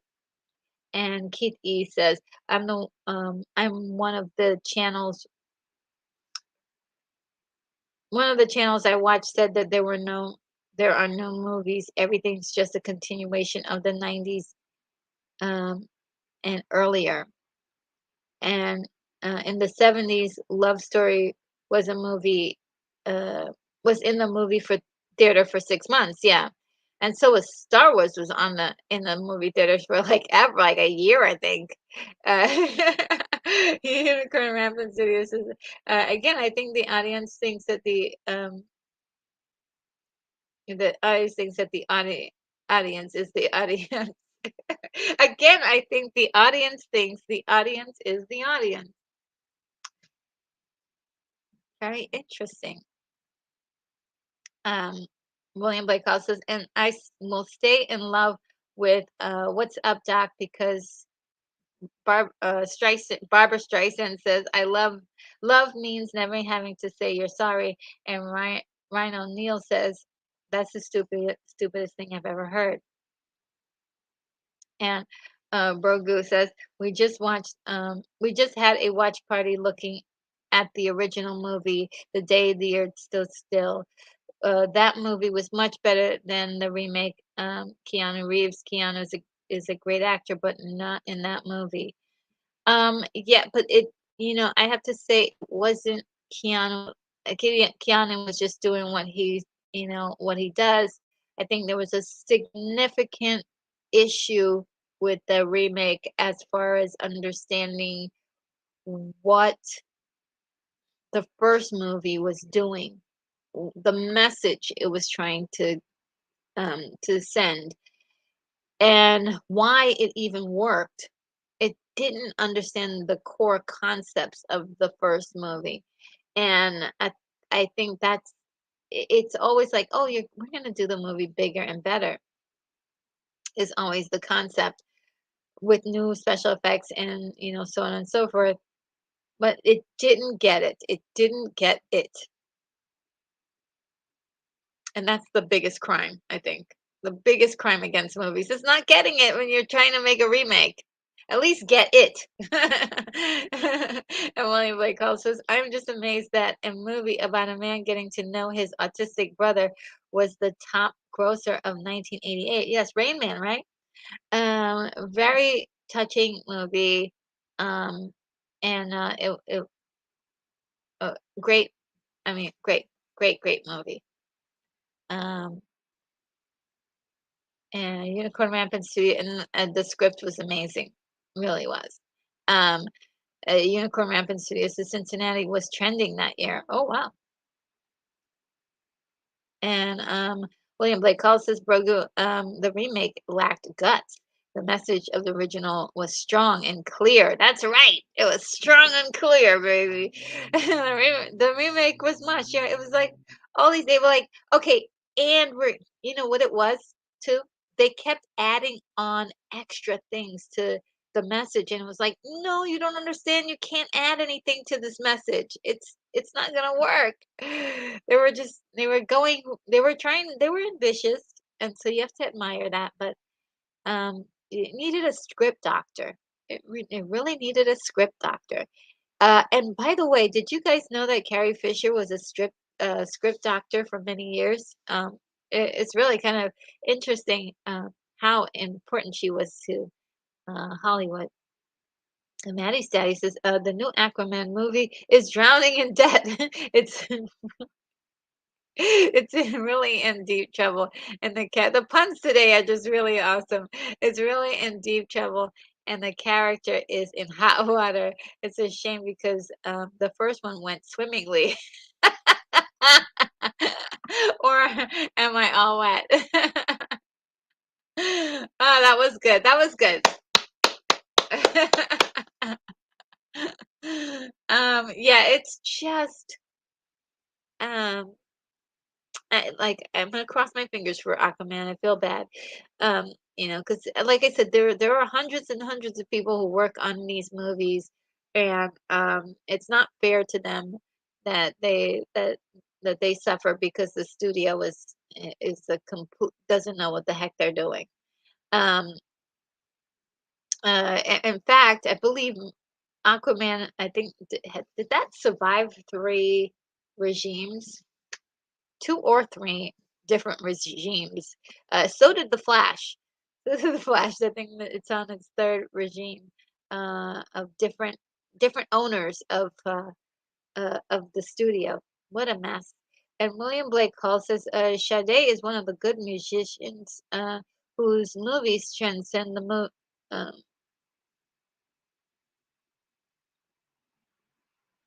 you okay, so whose songs transcend the movies? I found A Wrinkle in Time and Windows to be not so great, but Sade's song Child of the Universe and The Deep Unknown are wonderful. Oh, I haven't paid attention to those songs. I have to check them out. And Unicorn Rapid says that also sorry I was mixing up songs I made from movies as opposite musicals and sing along uh, inside the movie, which I'm opposed. Is that a Siri or Alexa problem? Wait a minute, I'm totally lost. Um, and okay, let me try to break it down. I was mixing up songs made from movies as opposed to musicals and sing-alongs inside the movie, which to which I'm opposed. Okay, I got it now. I slowed things down. William Blake says, I mean, Sade songs transcend the movies, and movies are basically excuses for Sade to put out another great song. And Rogu says, the only exception to that I would make in the which comes first story or actor is that if I were a director, I would hire Retro Nerd Girl and make the movie around her. New next day, Brogu was fired. Ah, that's so sweet. Um, and Daryl says, remakes have no soul. Well, there are a few times that a remake is a homage that pays homage and does it well. Um, and I would say there's a couple of times. One of them happens to be in the Invasion of the Body Snatchers, 1978, a very exceptional movie and very, very, very well done. They got it. They got it. Okay, they got it. They got it. And William Blake Hall says, um, Daryl, the Maltese Falcon was a remake of Satan Met a Lady. So I've got to disagree a little. And look, here's something very interesting about that. And this is what Hollywood used to do, is they would make a remake of something and change the name. This way, if you were a fan of that first movie, you wouldn't be up in arms about the fact that they remade it because it was called something completely different. And I wish they would go back to that instead of using the name to garner fans to go see something, and when they go to see it, it's not really the thing that they were actually seeing. Like, yeah, we're doing Star Wars, but we're gonna put a twist to it. We're gonna change all the characters. We're doing things differently, and it's like, no, you if you're going to say that this is going to be an indie film, we need to see Indiana Jones being Indiana Jones. Like you gotta give us what we we're going there to see. Like problem with Obi-Wan, even though I enjoyed the series, the biggest problem with Obi-Wan was they didn't give us Obi-Wan until the very end of the series. Mandalorian, same issue. Mandalorian season 3. We got we didn't get the Mando we got in season 1 and 2. We got something else.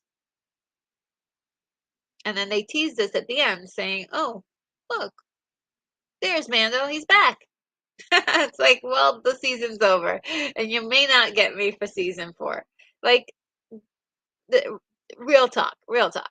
Like, and oh, thank you so Unicorn Rampant Studio with a $7 super jack. Thank you so much. It says, "Oh, thanks for breaking down my comment." Unicorns and Sade rules. Thank you. Yeah, I was like, huh? What am I not getting? Sometimes if I slow things down, I'll eventually get it. And I think it's fitting a unicorn for unicorns.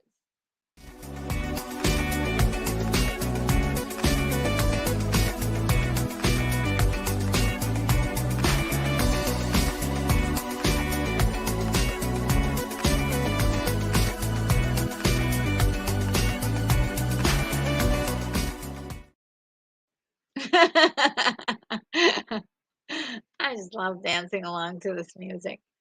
Um, see. Yeah, once again, thank you so very much. Really appreciate everything that you do for the channel. And just all around. I might start leaking if I talk too much about it, but you're quite a valuable asset to the channel, and really love your company. You're just a great person all around. Um, and William Blake Hall says, people love John Carpenter's The Thing more than the original, or David Cronenberg's The Fly more than the original. Although I do remain a big fan of both the originals. That is so true. I forgot about The Fly. Yes, they did like The Fly a lot more. And I do like the originals. Um, it is uh, it's just one of those things where it it sounds like a great idea, and some movies can do it well. Um, these directors are visionaries, right? John Carpenter has a vision. Um, and David Cronenberg, another director that has a vision. The way he sees movies and interprets scripts are unique and different, and he has a voice.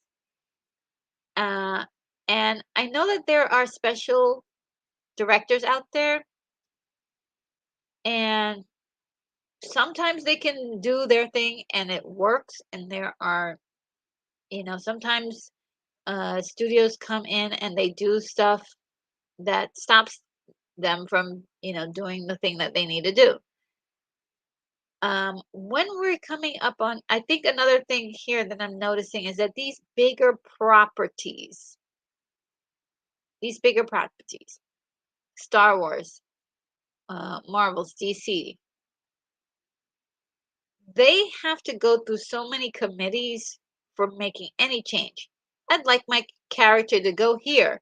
Oh, okay, let's clear it because what's the name of this place? We have to make sure either it's not in the universe, or it's part of the universe that we're building, or they can't just do things freely.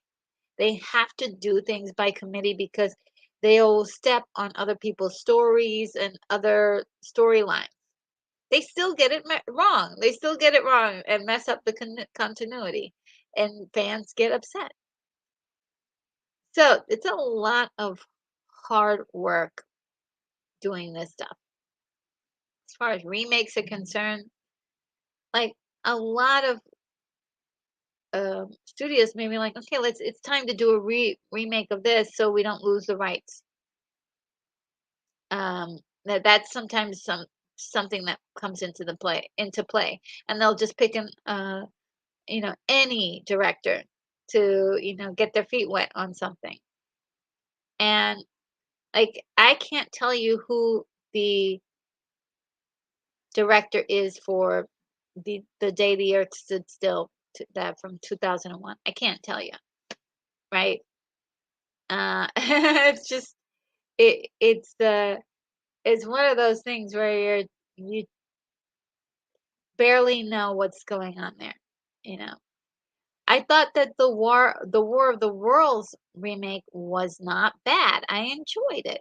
I enjoyed the War of the Worlds with Tom Cruise. That was actually it is actually more to the book um, than the original. But it was, I will always love the original for the sheer genius of that movie.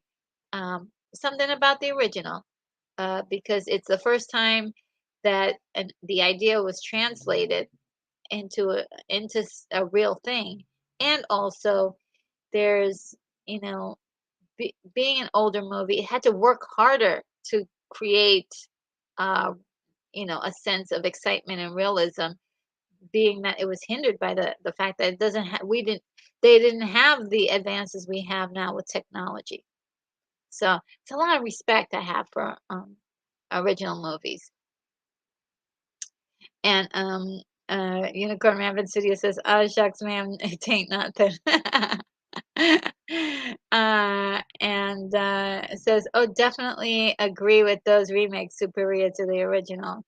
Uh, yeah, there were a couple. There are a couple, but like if you got a graph and you said how many remakes are better than the original, you got a small list. The list is like really teeny tiny, but yeah, it's not always the case, but can be, on the most part, um, on the list. And I think that's what you do. You give a movie remake to a visionary, not just anybody. Um, and so, movies with some buzz. Barbie is getting a lot of buzz. It's getting a lot of buzz. And there may be there's actually a little teeny tiny theater around me that's gonna actually have it. So I'm gonna try to see it if I can. And one of there's a couple of stories attached to that, and I wanted to share really quickly. Let me just see if I can find where I put the story. Oh, okay. This is really weird. Um, Even though it's got a good chance at the box office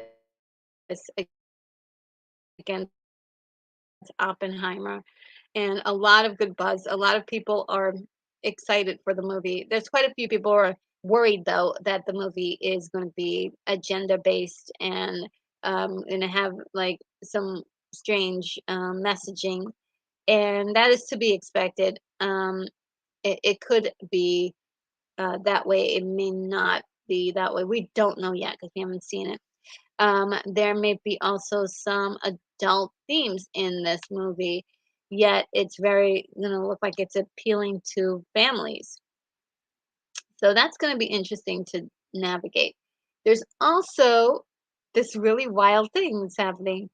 The Philippines threatens to join Vietnam in banning Barbie. So it's been banned in Vietnam, and the Philippines is possibly joining um, the banning process because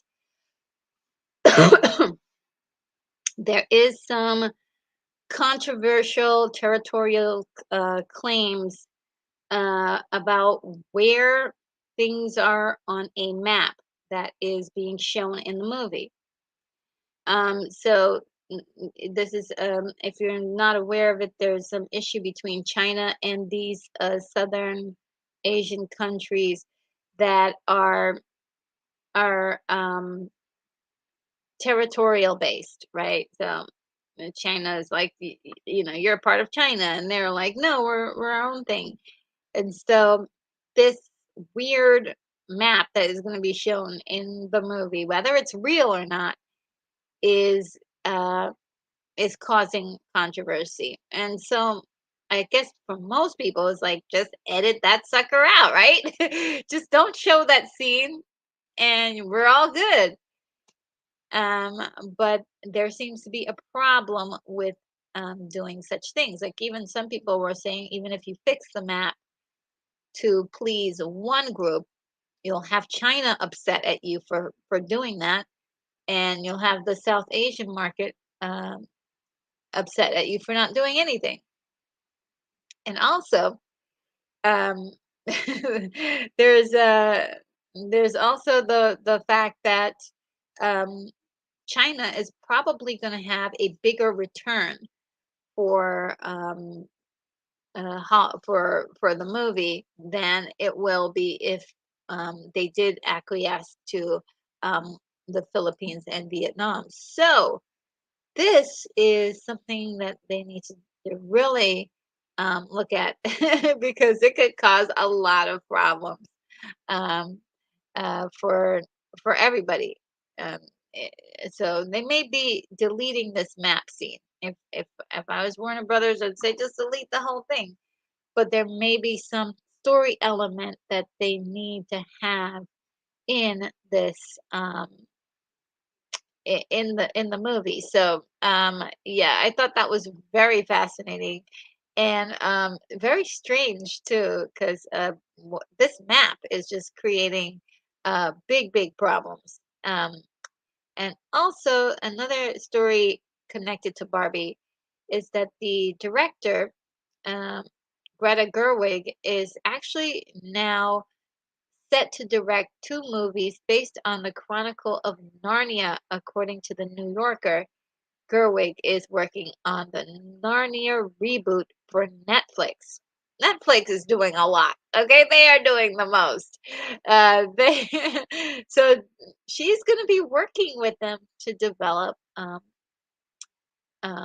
two movies based on not the actual Chronicles of Narnia, but movies that are based on the Chronicles of Narnia. And I thought that was something very interesting. So Barbie is the next on the list of movies coming out. I believe July 21st. We also have Oppenheimer competing with it on the 21st as well. And so that's going to be interesting. They're going to duke it out in the at the box office. And Fargo says, that's the problem. A director should have a great idea for a great movie, but once it goes through all of these committees of executives who don't care about the movies, only care about the money. Yeah. And that's where they get into trouble because sometimes a movie, no matter how good it is just not going to make a lot of box office money. In fact, a lot of the movies that they're talking, like Blade Runner, right? Blade Runner, an amazing movie. We can always all say that that is a quintessential classic sci-fi movie with outstanding work being done. And that movie was a box office bomb. It was a bomb. And so um, it gets a remake 35 years later. It gets a remake. So not a remake, but a, a, a sequel 35 years later. It's very interesting. This show business is interesting to me because it it could go any way. It could go any way, and caring about that billion-dollar movie, that chasing that billion-dollar movie is just it doesn't make any sense. That's why they're spending $250 million on a movie. They shouldn't be spending that much on these movies. They don't look it. The some of the posters they look terrible. I mean, um, just don't know. Like Oppenheimer, of course, looks like they put a lot of the money that was spent on this movie is on screen, and you can see it even in this poster. Like this is a poster that cares. Okay, let's look at the poster. Somebody cares. I want to know about this. This is interesting. You tell me this is a drama, a period piece movie? It looks great. Like even Barbie, like look at the Barbie poster. Somebody put time and effort into the colors and to the look. The characters look like they're supposed to look. That's a lot different from that. Like look at that. Like can we just see the difference? It's night and day. Like this is not going to get me to the theater.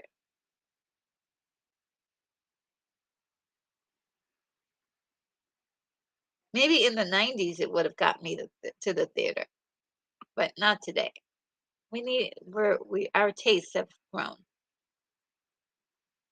The next movie that's really looking like it's gonna be amazing, that a lot of care has been put into every image that you see in the trailer, is Dune 2. It looks like a piece of art. Like every visual from this the trailer looks like a piece of art. Just saying. Um, I would have liked a better um I would have liked a better one, but I don't think this is the official trailer poster. But you know, it looks yummy. It looks so good. It looks so good.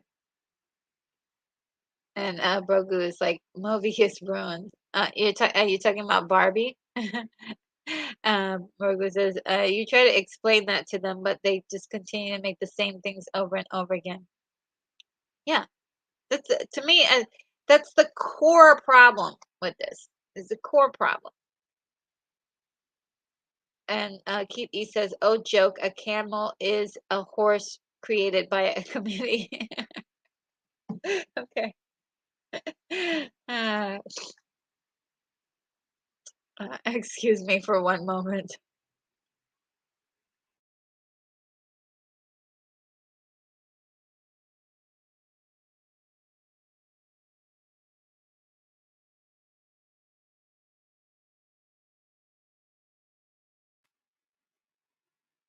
Oh, these allergies are crazy today. Crazy.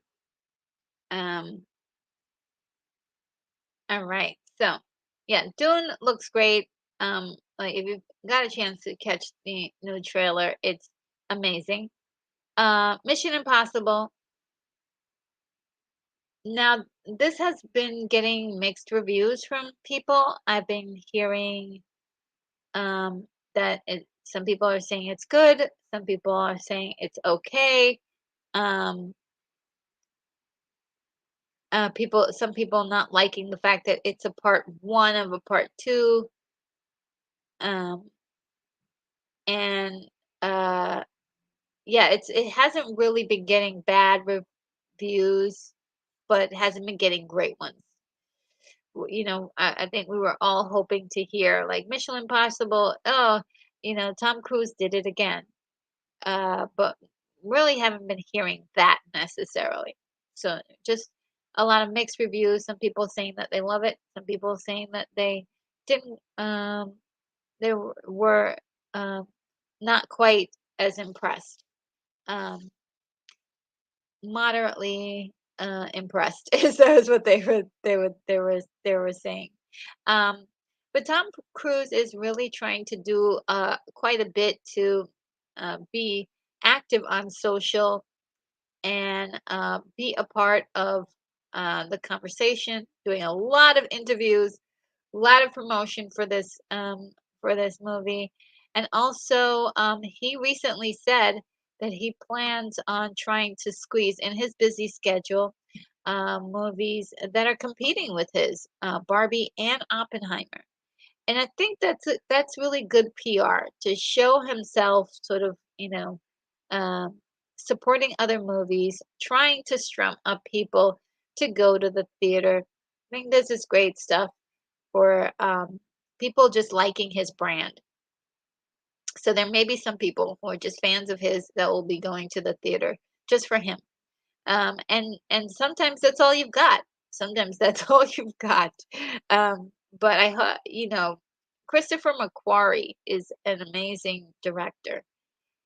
So I'm definitely looking forward to seeing this, what this is going to be. I doubt if it's going to be bad.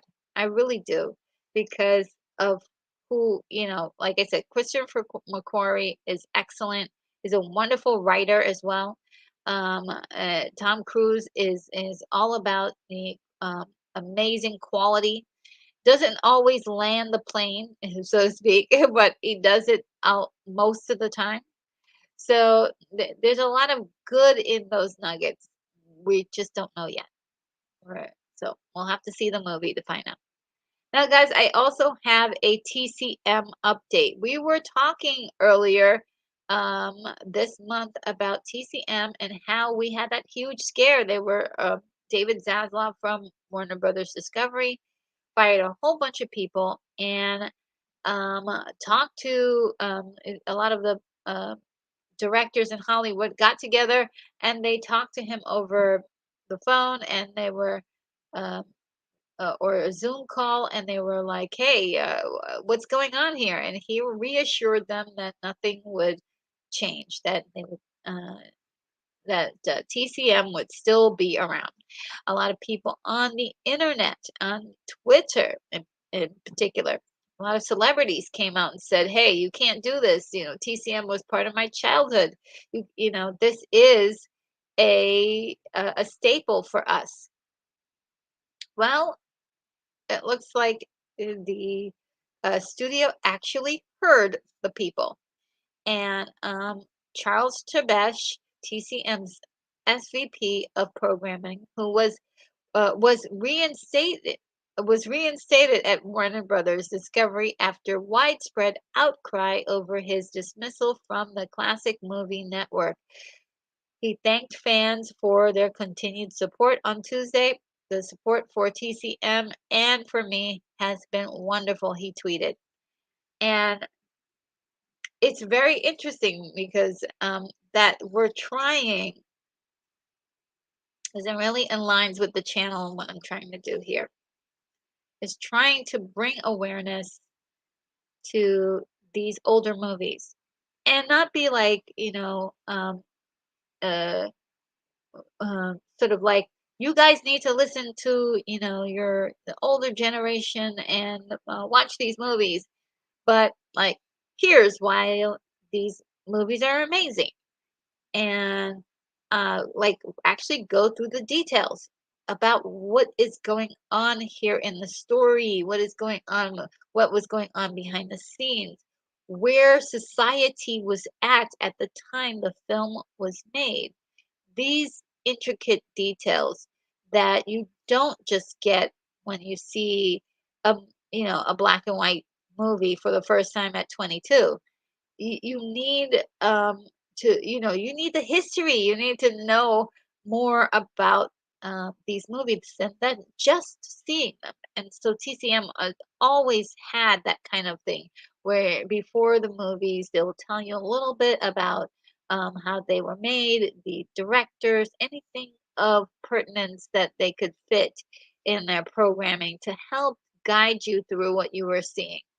And I think that's how I'd like to, like, that's the reason why I also have this whole policy of like no talking politics and let's keep it PG, because I want kids to see this content as well, so that way they can see like, hey, this is stuff that you could easily look for, and it's stuff I can access that tells me information about these awesome movies that we love and we grew up with, or for some of us just discovering some of these old films as well. I'm realizing how many hundreds of movies I still have yet to watch. And they fit right in my genre of movies that I like to see, and um, just like discovering them now is really amazing. Um, and I think the more we get to talk about these movies, it's like a lot of the conversations we had today. You guys were talking about how about remakes, and we talked about how not every remake is created equal, and and how they're different. These are conversations we need to have. And I love this whole progression of events that happen with TCM because it's bringing the conversation to the forefront. We need to have these talks about what film means to society, humanity, and that this is not lost in time yet. Not lost in time yet, because we don't know what's going to happen in the future, but at least within our generation, we can continue the conversation, right? I'm loving this great news about Charles Tebesh coming back to work, and I love how humble he is about the whole thing. And I really hope that there is more of a focus for TMC to get out there um, uh, in the media, sort of like how the Criterion channel is doing sort of a modern push of a lot of their stuff, like more stuff on YouTube, more stuff on Twitter, more conversations with fans, to keep the the lines open of communication so we can get more um, people realizing and understanding this content matters, right?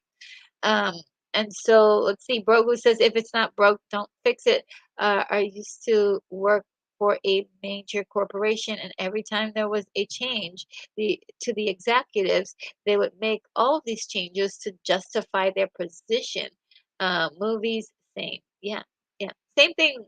I've experienced many um, takeovers and changes of bosses, and they all want to change everything from nuts to bolts because they want to put their stamp on it. They want to make their their creativity known. Just like with James Gunn wanting, he's the new head. He wants to make everything his way. So eh, that's what happens. Every place when there's a new guy in there, they wipe out all the old staff, bring in their friends or who they vetted, um, just so they can have the ownership of that. It doesn't feel like they're borrowing from other people. And Brogu says Hollywood executives are doing the same things to justify their position. It's true. They feel it as though they have to make major changes. If it's not broken, don't fix it. I I agree. And if there is a need to enhance viewership, again, they need to take more modern uh, techniques of doing so. Uh, like there needs to be, like I said, more of a presence on YouTube, more of a presence on Twitter. These things they matter. More presence on Facebook, and actually do a social media campaign. Um, And I don't know, I don't remember the last time I saw a TCM commercial either, like an ad for TCM. So that's they need to buy ads. And William Blake calls us, sorry, I was catching Grace Randolph's review of Mission Impossible. She was in such a rush that she said a movie called Barbenheimer is out is coming out. What what could a Barbenheimer be? I wonder. Oh, she's mixing the two words, Barbie and Oppenheimer together. So she's taking Oppenheimer and Barbie and putting them into one word, Barbenheimer. Um, yeah, so That's interesting. Yes, I can't wait to see that video because to see what she says. And William says, I suppose bomb could be another way of saying bombshell. Yeah, I don't know. Well, uh, Oppenheimer did make a bomb. And he says, my favorite line at work has to be, we need to get back to the basics, and we never got back there. So true. So true. Yeah, I think TCM it has a long way to go as far as um w- just getting their name out there amongst newer fans, right? This was a step in the first um in the right direction because from this whole incident, a whole bunch of people learned about TCM or didn't even know what it was. And so if we can get more awareness, that would be great for TCM. But it's the movies that we're concerned with. So I think, like I said, I'm going to do my part over here and just, um, again, focus in on those older movies um, as much as I can. Now, there's also a Rebel Moon update. Um, and not so much news as but more of releasing of pictures by Empire magazines. They're doing a full layout of of the movie, and so they collected a couple beautiful stills of the film, and got to interview Zack Snyder. I'm not sure if it's out just yet. I believe it's not quite out, but there's some to be seen on um, their website. Let me see if I can call it up. Um,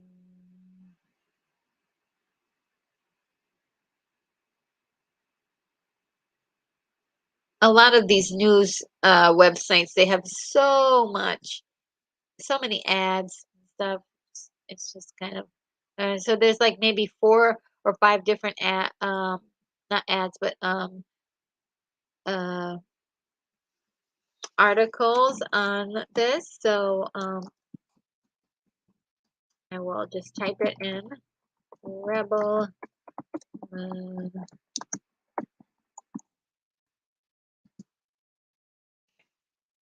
Here's a link if you guys wanted to see it for yourself. But it is a really cool bunch of pictures that they've collected, and new visuals. It's of course a Star Wars um, kind of thing. This is Zack Snyder's version of a Star Wars kind of tale. He originally went to George Lucas to make a Star Wars movie, and at the time it did not go, did not happen. So he formulated this new story. And as you know, George Lucas had a similar issue when he went to uh, make the Flash Gordon. Basically, wanted to make Flash Gordon and went to Dino De Laurentiis um, to uh, to talk about getting the rights, and he was unable to do so. So he decided to make Star Wars. So it's very a lot of mirroring here, and I think it's really interesting. Um, and this is Ray Fisher playing uh, a character in the story, and he looks amazing. What a scene! I can't wait to see this in action, and more interesting scenes here. The robot here is being played by Anthony Hopkins, which is very fascinating. I'm super excited about that.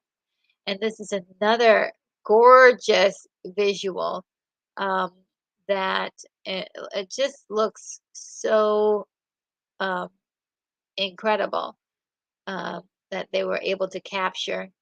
And yeah, this is another a couple of pictures from the magazine article. And just incredible. I like I said, I can't wait for this. I hope it's going to be great.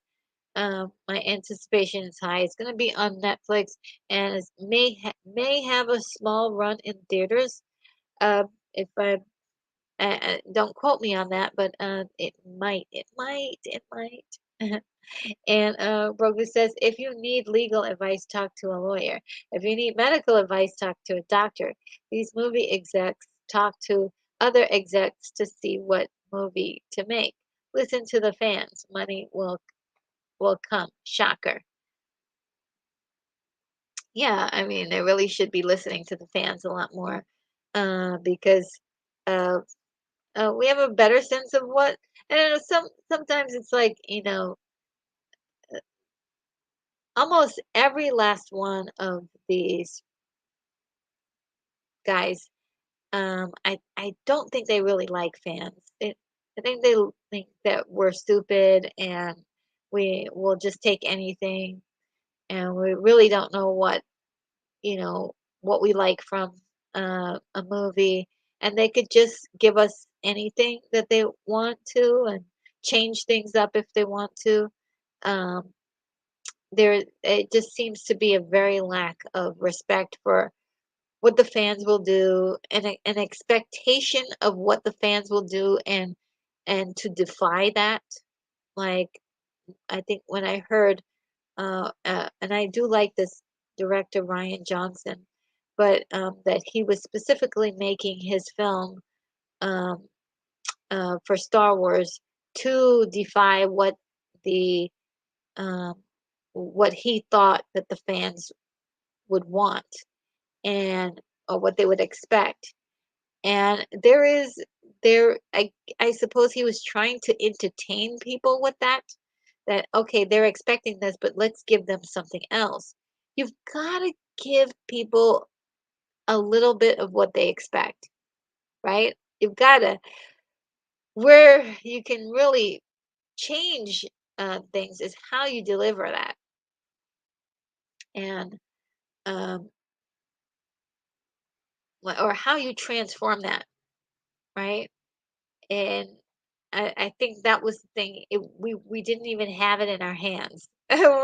When the Last Jedi came out, it was just like, whoa, whoa, whoa, whoa, whoa, whoa, where the story? Oh my God, we didn't quite get it. And then it all kind of fell apart. Even though, again, I've said this about this production and all of the productions of Star Wars. It's excellent production. They use the top quality special effects. They do almost everything else in such a pristine way. They have the best actors right there. That just the story, which is like the only thing that really matters, always seems to lack. Always seems to lack. And continuity is another a big problem. Huge, huge, huge, huge problem. Keithy says, I secretly think that they watch this channel. Oh, do they? Well, great. Hey, mwah, take some of the advice.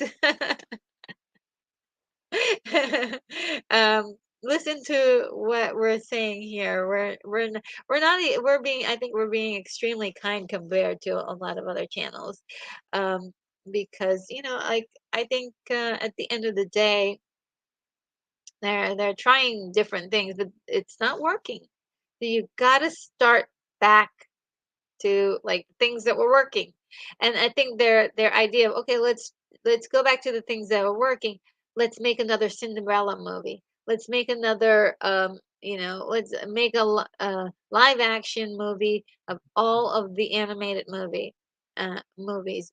Only thing that's left is we've got uh who do we have left? We've got Frozen, so we're probably going to get Frozen live action. We're probably going to get um, uh, Tarzan live action, right? Because it was a Tarzan movie. We're probably going to get uh, uh, we got Sleeping Beauty in the other way, but then we're probably going to get Rapunzel. Rapunzel is the next one. So we got like three more besides.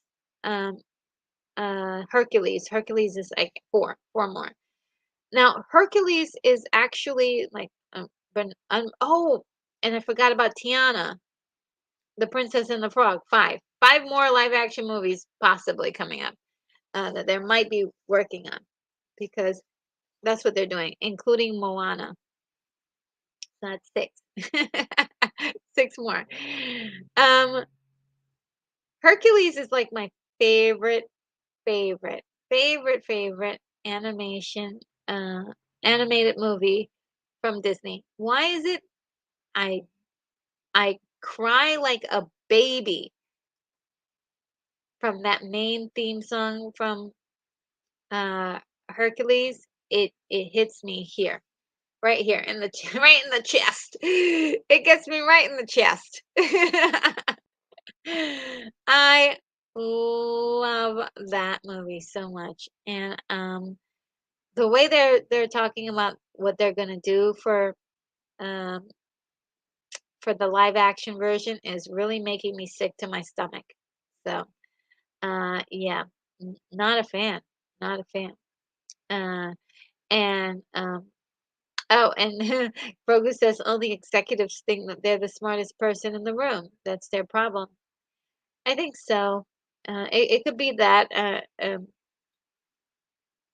There's uh, I I I don't I y- you can't have like five.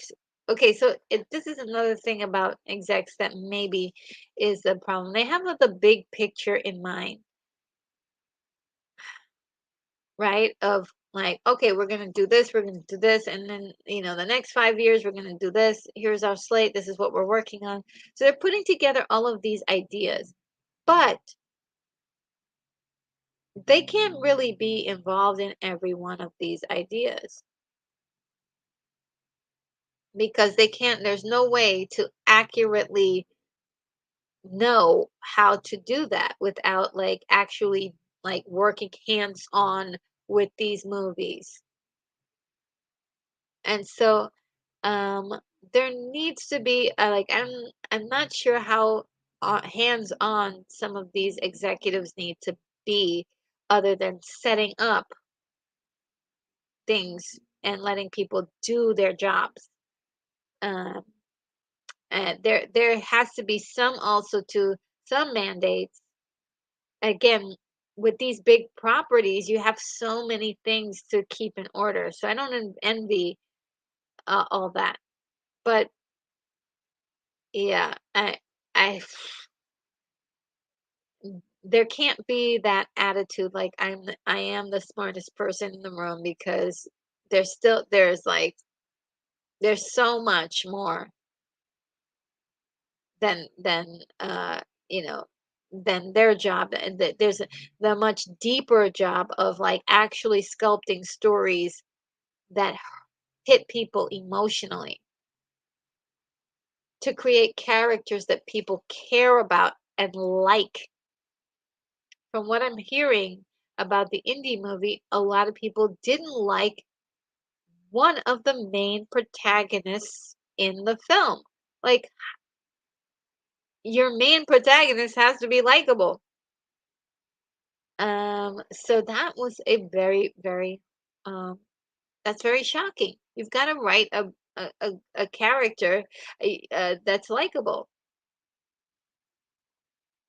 You can write an anti-hero, but you gotta anti-heroes can be likable. You gotta make them likable. Uh, that's a formula. And Keith E says, I worked in the business for 40 years. They all thought that they were perfect. Oh, wow.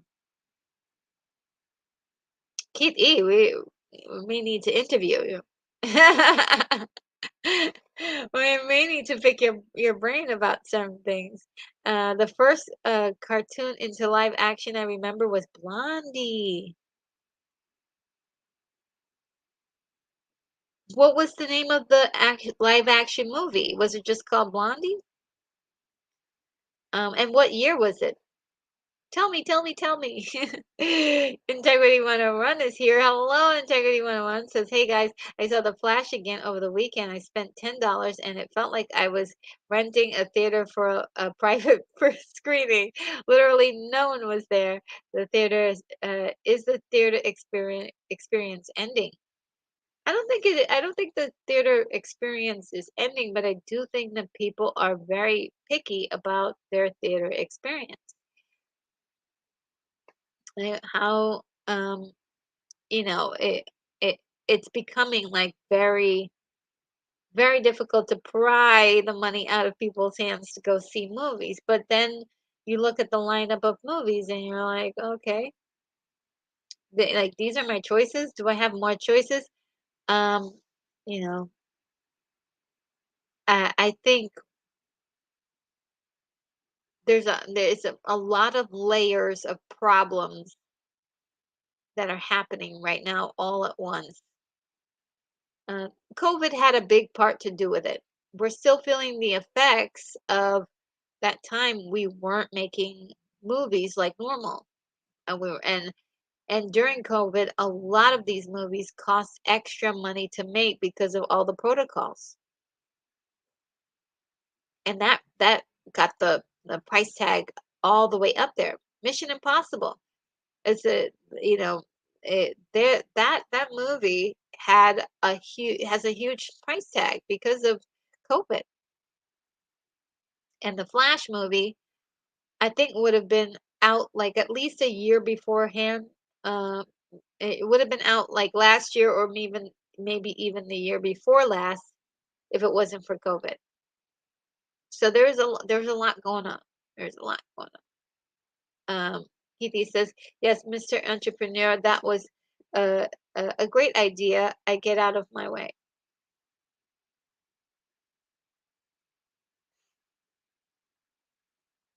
And Brogu says, "We're looking at a bigger picture, but the problem is that when one thing goes wrong, that's the loss of hundreds of millions of dollars.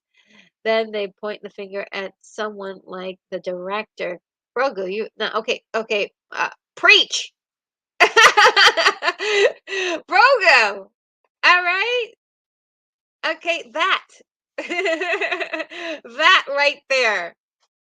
Okay, that's part of the problem. That's a part of the problem. Yeah,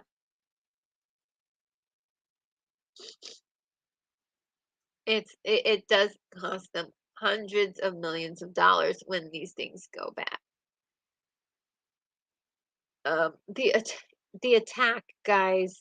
These my allergies are going like bonkers, bonkers. I just don't understand it.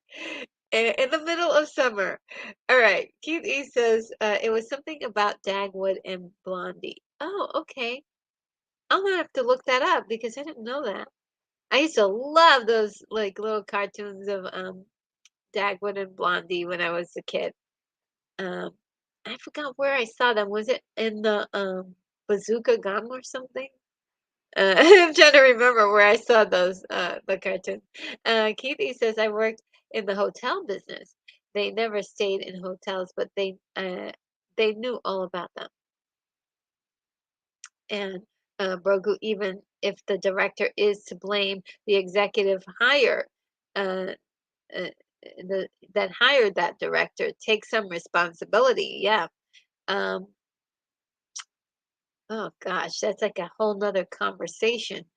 And Outcast Creative is here. Hi, Outcast says, "Hey Retro, thanks much for having me on yesterday. Just popping in to say hello. Hello. Yes, we're at the tail end. We're just talking about the movie industry and why every movie is flopping. We're trying to figure this out. We're trying to come up with some really good um reasons why. And my goodness, the guys in the chat are really coming up with some great reasons that are really great. Uh, And Burgu says those allergies are attacking you because they just love you. I guess so. That's so sweet. Um, yeah, it's really it's shocking. Um, but um, and I was also oogling, by the way, um, um, this movie that's going to be coming out, Rebel Moon with Zack Snyder. Just loving the visuals, and this look at how beautiful these colors look. It looks like an artist strokes of genius, basically. But yeah, we were doing a full rundown of um, all these interesting topics here, and so let's see. Keith E says, Outcast, I quoted you earlier in this conversation about nothing new ideas. No. And Lex Entropy says, Blondie, 1930s movies about the comic strip. They made a bunch of sequels, I believe. Oh, wow. Thanks. Thank you, Lex. Write that down. Blondie.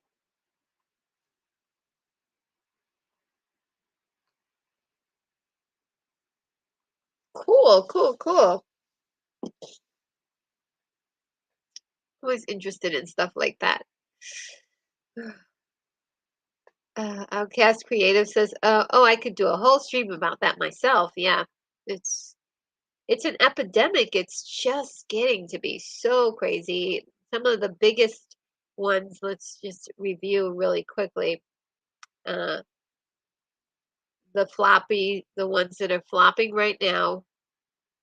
The Flash, Ruby Gillman, Teenage Kraken. And I hear a lot of people that says, "Oh, well, nobody asked for this movie." And it's like, nobody asked for any of these movies. I mean, that's not an argument. Uh, but what is an argument is like, and there's a lot of people who said they like the story, but what is it about this movie that people are not enjoying? Part of it is the look of the movie, right? The visual look of the movie. People are not connecting with it. And then also there's this whole like marketing, like it wasn't really marketed very much. So uh William Blake Hall says oranges allergies remind me of that old Carpenter song. Just like me, they long to be close to you. Yes. It's just really crazy. I think it's funny, like I a lot of times like people will get like upset or angry or cry. I laugh. I laugh in the face of dangers, or I laugh in the face of allergies. Ha ha ha. Sean Holmes says, "Hi, retro nerd girl. Do you still think WB's Barbie will do better than Gem and the holograms?" Oh yeah, absolutely. Yeah, absolutely. Gem and the holograms. Whew, what a bad uh, thing. What a bad scenario. And wait, give me 1 second and I'll tell you why.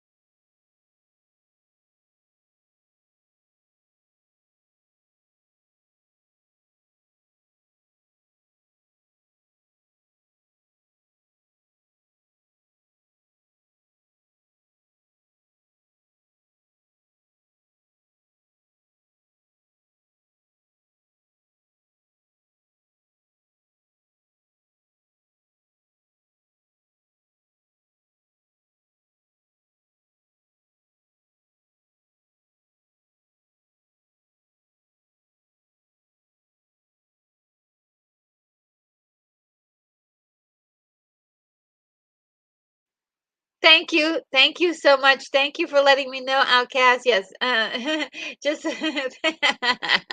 thank you for letting me know. Okay, so back to what I was saying. With Gem and the Holograms, I really feel as if um, they had an issue with casting. They did go for a cast that was, um, not like well-known actresses, and actors, and I think except for Juliette Lewis, and I thought that was Juliet was perfect. Let's see, Molly Ringwald was perfect, but the storyline was just not good. It was they tried to make it exciting and fun, which I appreciated, but it just didn't honor the original gem at all. Didn't have the same flavor. Not like it's supposed to have the same flavor, but you need to feel they were trying to modern it up too much. They moderned it up too much. You've got to give people what they remember first and then turn it on its heel. And I always thought that a better idea would have been to take um to make the aunt character, Molly Ringwald, be the original Jen and actually show footage of, the first Jen and all this stuff. And it was like, okay, so now I'm passing it on to the next generation. And I think that would have made that bitter pill taste a little sweeter. That and it was sort of the thing that Star Wars tried to do. The only problem with the fact that they didn't understand that we needed the trio of Luke, Han, and Leia to be together for us to feel like, okay, now we can move on. We just wanted that last little shot of the three of them together, and then they could have moved on. And that's the thing that's missing is the visual thing that that people have in their minds of the thing that you're doing, and then change it. Like then you can change it. Give the people what they want, then change it.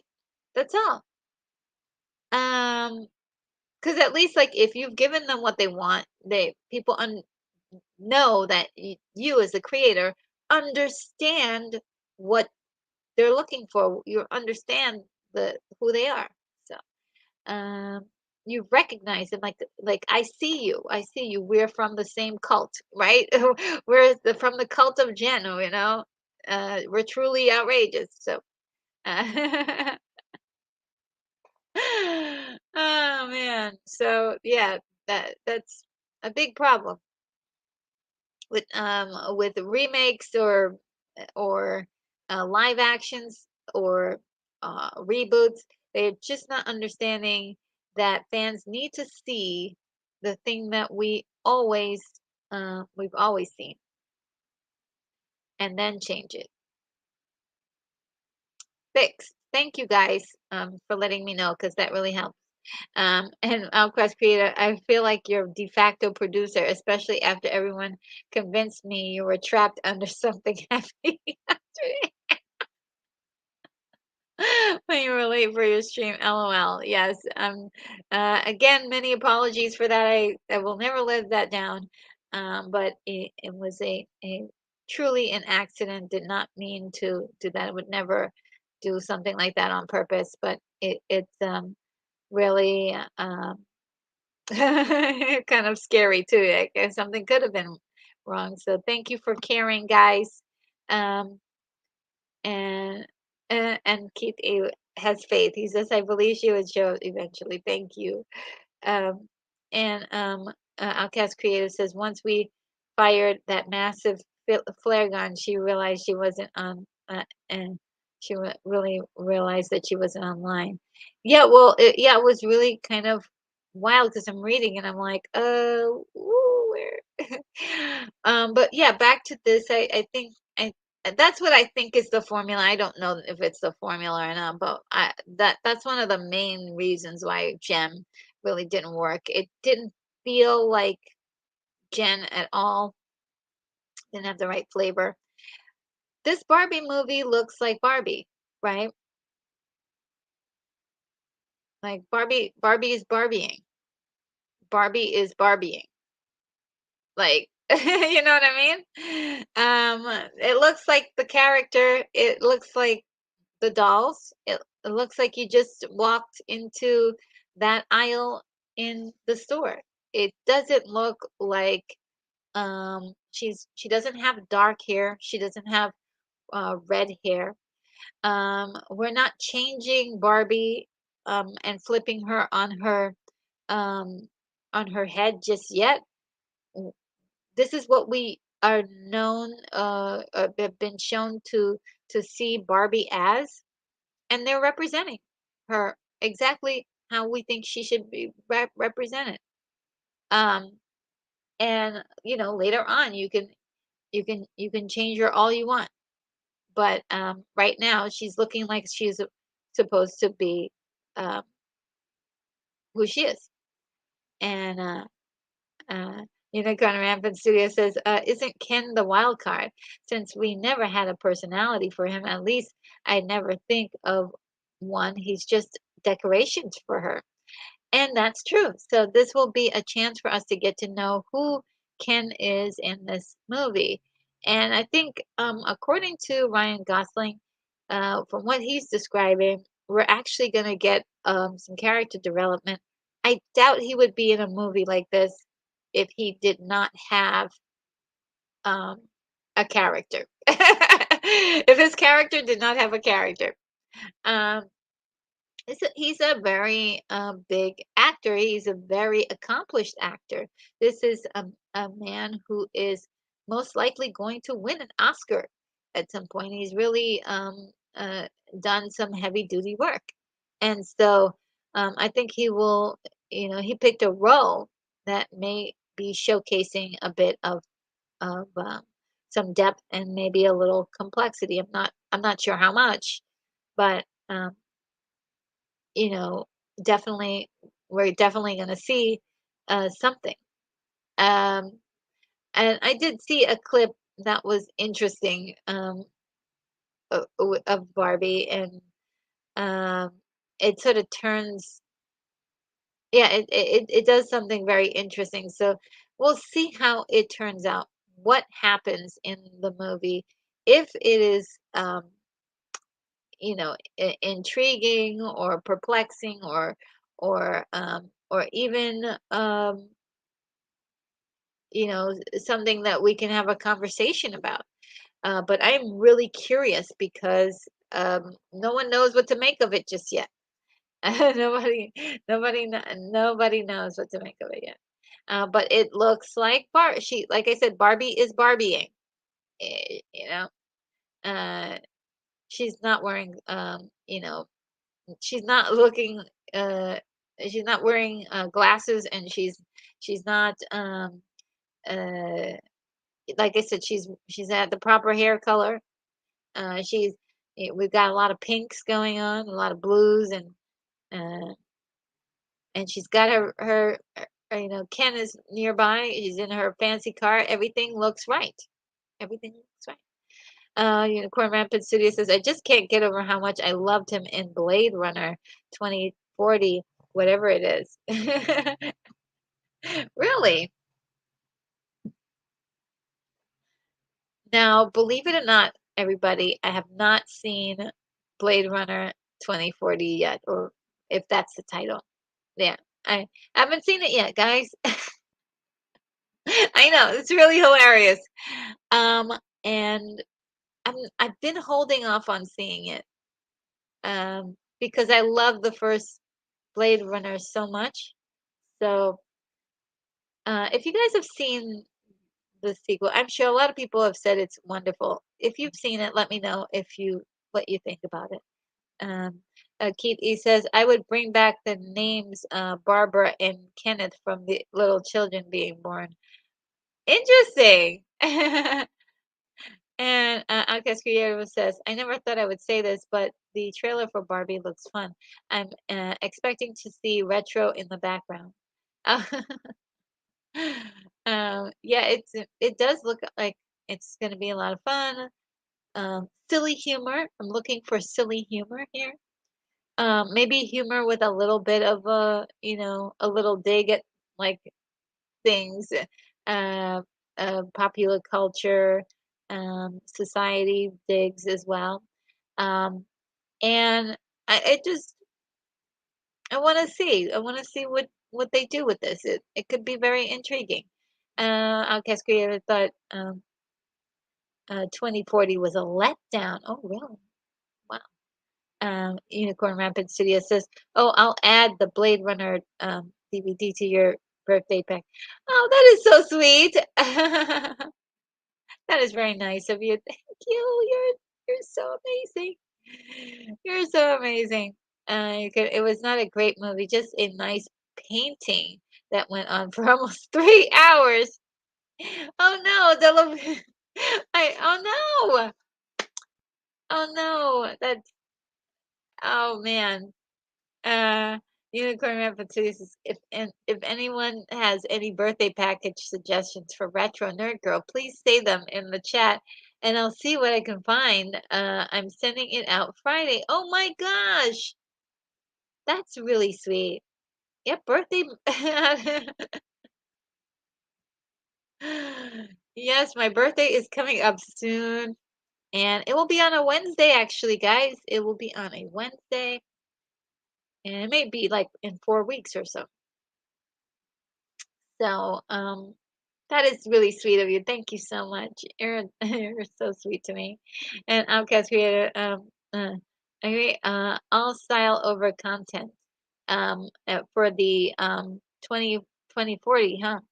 So I mean, I really would love to see it because I've seen some reviews on it that's been very, very favorable, um, and a lot of conversation about how good the script is. So I'm like, let me, I can't wait to see it for that. But at the same time, I do know that I, I have a picture in my mind what the sequel looks like in my head. And though every visual I've seen from the movie looks fantastic, it's not what I've pictured. So I have to undo my own biases against, like what I thought 20 the sequel would look like. And maybe I think it's because the sequel in my mind really takes on right after the end of the first movie. So that's uh you know that's a big piece of it too. So I would need to like form a story in my mind of how the things that transpired in between that time. And Unicorn says, all good landscapes have nothing to do with nature. Oh man. And Guess says, for all its beauty, the movie, like the robots, had no soul. You guys, I love these little mini reviews. And Unicorn Urban Studio says, I will not supplant any aspect of the first movie. That is the best part of it. Oh, it won't. Okay. All right. Okay. Good. Okay. Good, good, good, good. Thank you for that because I really needed to hear that in order to, um, move forward on it. Because I was like, man, should I do it? No, no, no, no. Because I love that movie so much, and I was a kid when I saw that movie. I was a child, and I got every aspect of that movie when I was kid. When I was a kid, I knew that movie. I hear from people, oh, it's very confusing. I didn't understand it. It was too boring. I was in awe of that movie. I love that movie up and down. I had the Marvel comic book for that movie, and it is torn to pieces because I read it so many times and I just loved every aspect of that movie. That movie is a big piece of my childhood and a big piece of my imagination. And I saw that movie before I saw Metropolis.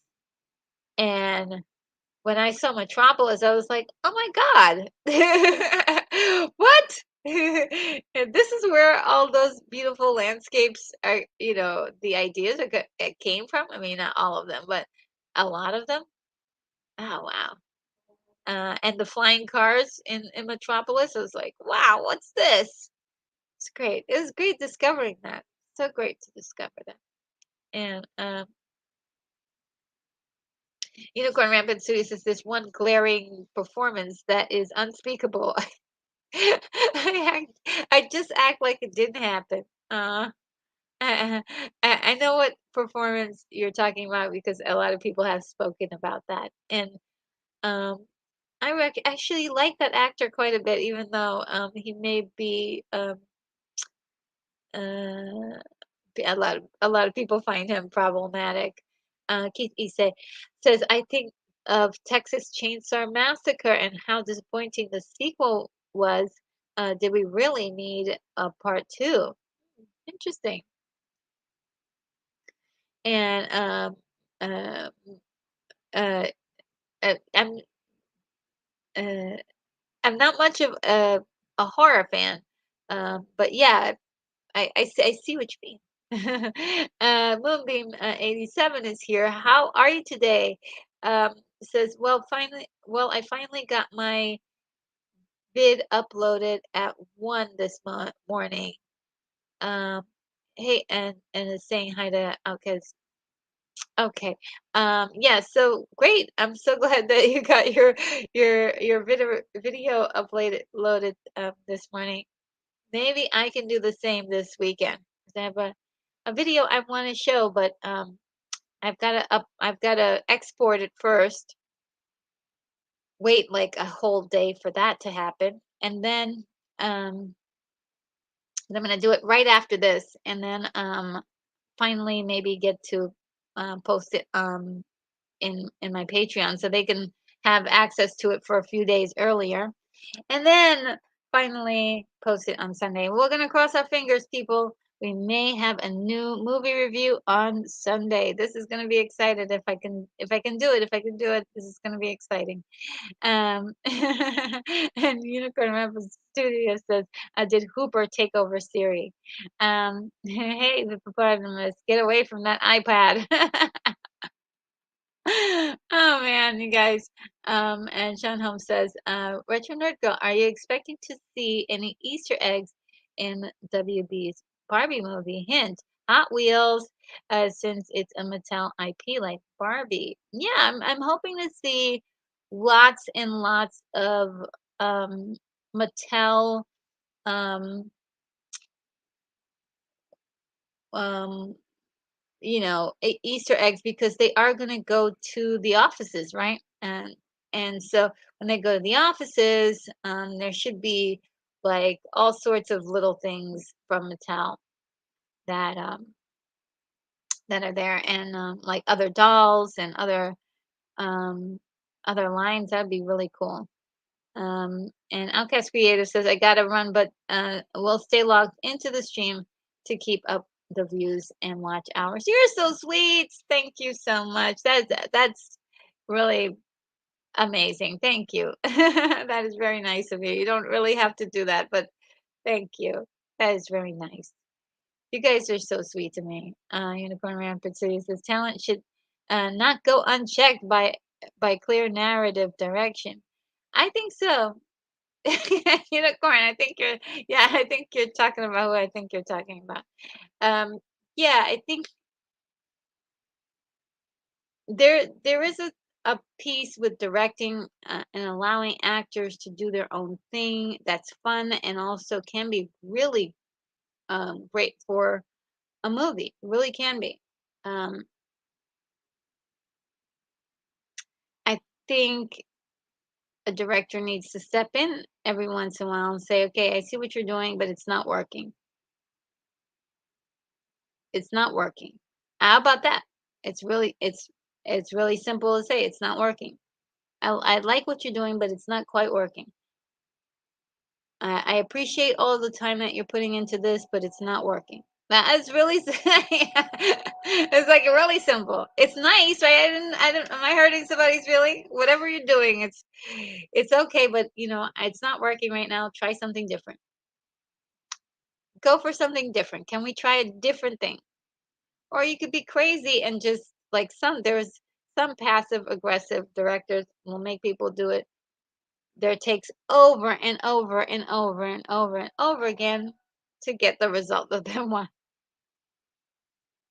I forgot who it was. There was one director that they were like they wanted the actor to be tired, and instead of telling the actor, "I need you to be exhausted in this scene," they would just do the scene like hundreds of times until the actor was so exhausted. Oh my God. So that's so hilarious. But yeah, it's about communications. You're right. Speak, tell the actor what you need. That's what they're there for. They're there for direction. Just saying. Um, and maybe they don't have a good idea of what the character is, and you need to explain that to them. That could be a thing. Yeah. Um, And Moonbeams87 says, I still need to see the silent version of Metropolis. The anime was awesome. I never did see the anime, and that's on my list. Actually, going to write a little note to myself.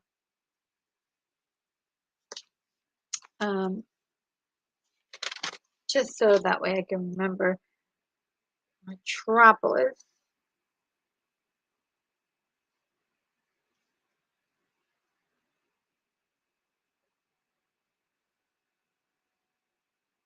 Do you remember what year that was, Moonbeam?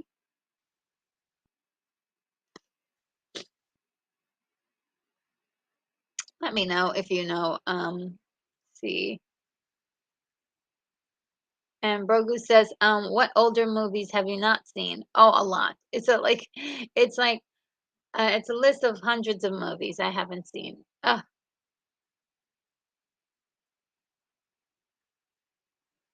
Um,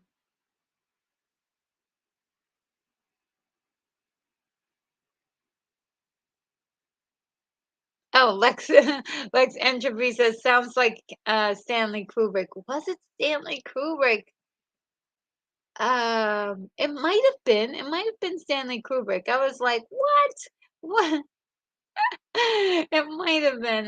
Lex, I think you have something there. It might have been, but um, it was. It wasn't. Was it with Shelley Duvall? No, it was a male actor. I forgot. When I find out, I'll tell you guys. But yeah, he did put poor Shelley Duvall through so much. Um, and even to this day, she's like really supportive of that. She's like, oh well, I needed to, she's never been complained about it.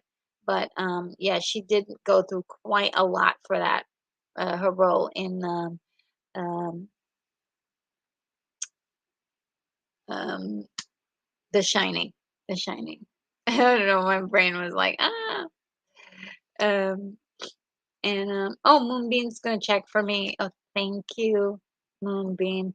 And let me just check to see right quick if there's any other. I think we've been on for a while. I think we could go from this, but oh, the last thing I wanted to mention was about The Witcher, and I don't have a visual for that, but The Witcher is on season 3. This is Henry Cavill's last year doing The Witcher.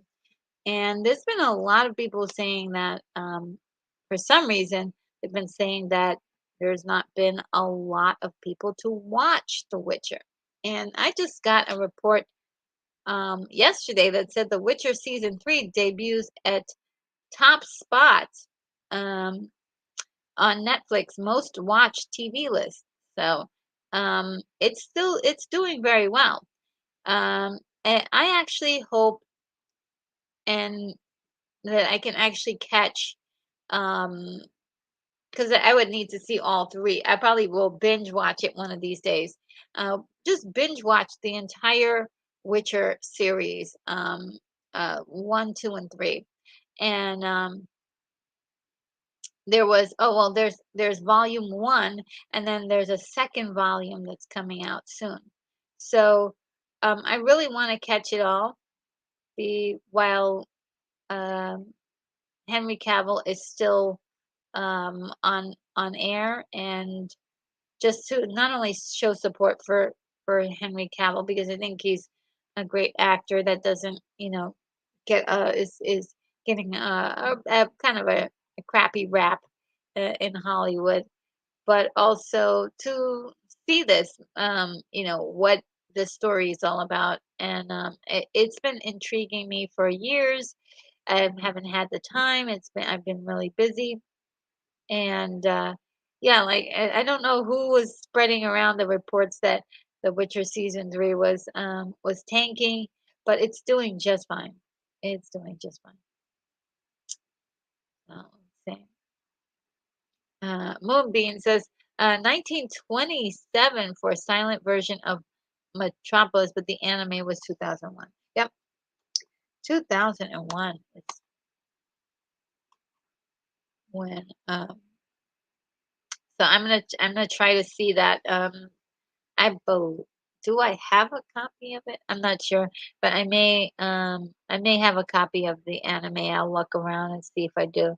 Um, and Brogu says, "Are you going to be on El Necron's channel tonight?" I do believe so.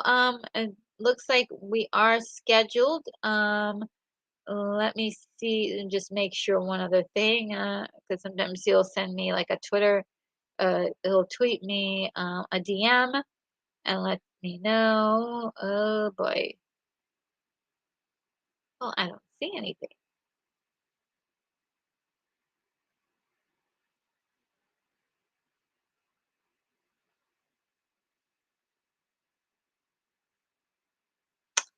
Um,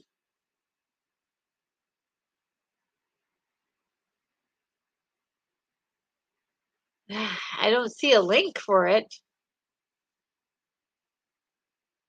unless he's already done it. I don't know. I don't know, guys. Let me just double check one more place before I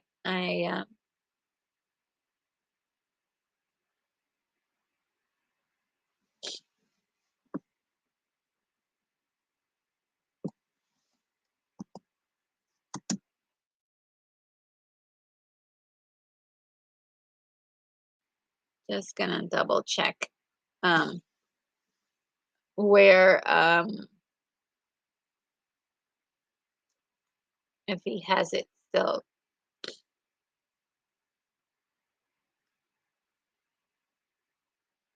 Oh, I don't see it.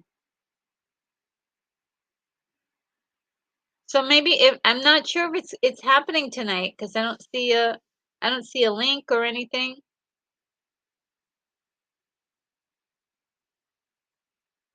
Yeah, I don't see a link or anything, but I'll double check back. I may be streaming.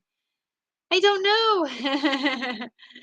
um, that's a crazy thing about streaming. You never know on uh a lot of the times.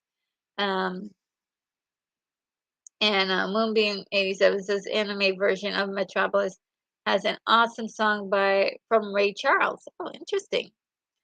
And Brogu says, you have so many invitations, you have to go through them all. No. Yeah, no, I don't have any invitations. Uh I just yeah, he didn't send me one at all. So I don't I we were scheduled, but I don't see anything, but that doesn't mean it's not happening. So we just only have to wait and see if it happens. I think it will be in maybe 6 hours or so. So if you interested in possibly checking something out, just keep an eye on El Necron's channel to see if he's doing um, Pandora's Box is the name of the show. Um, all right, guys, I think this is going to be it. We've talked about so many things, so many amazing things. You guys are really awesome. Um, Thank you for those of you who were here yesterday. Definitely appreciate you. What a wonderful time we had yesterday. That was so much fun. And definitely today as well. I enjoyed myself fully. Um, and we had such a great conversation. I'm gonna put up my little video, about 3 minutes long, and he'll give you guys a chance to say goodbye to the friends that you have in the chat and any friends that you made today, and any last minute words or comments or suggestions that you have for me, let me know. The next video will be on Friday. We're gonna finally finish up this time travel talk. And we'll also and on Friday, on Saturday, yes, we'll be going to be looking at, see which movie we're looking at.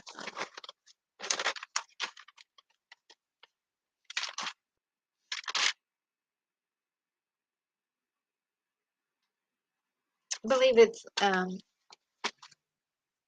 Legend. We're gonna be looking at we're gonna be having a watch party for Legend, starring Tom Cruise and Tim Curry. It's gonna be a lot of fun, guys. I haven't seen that in years, so I will see you very soon. I'm gonna take care of these allergies. My God, they're killing me. But without further ado, I bid you adieu, and I will see you in the next video. Take care, guys. Bye.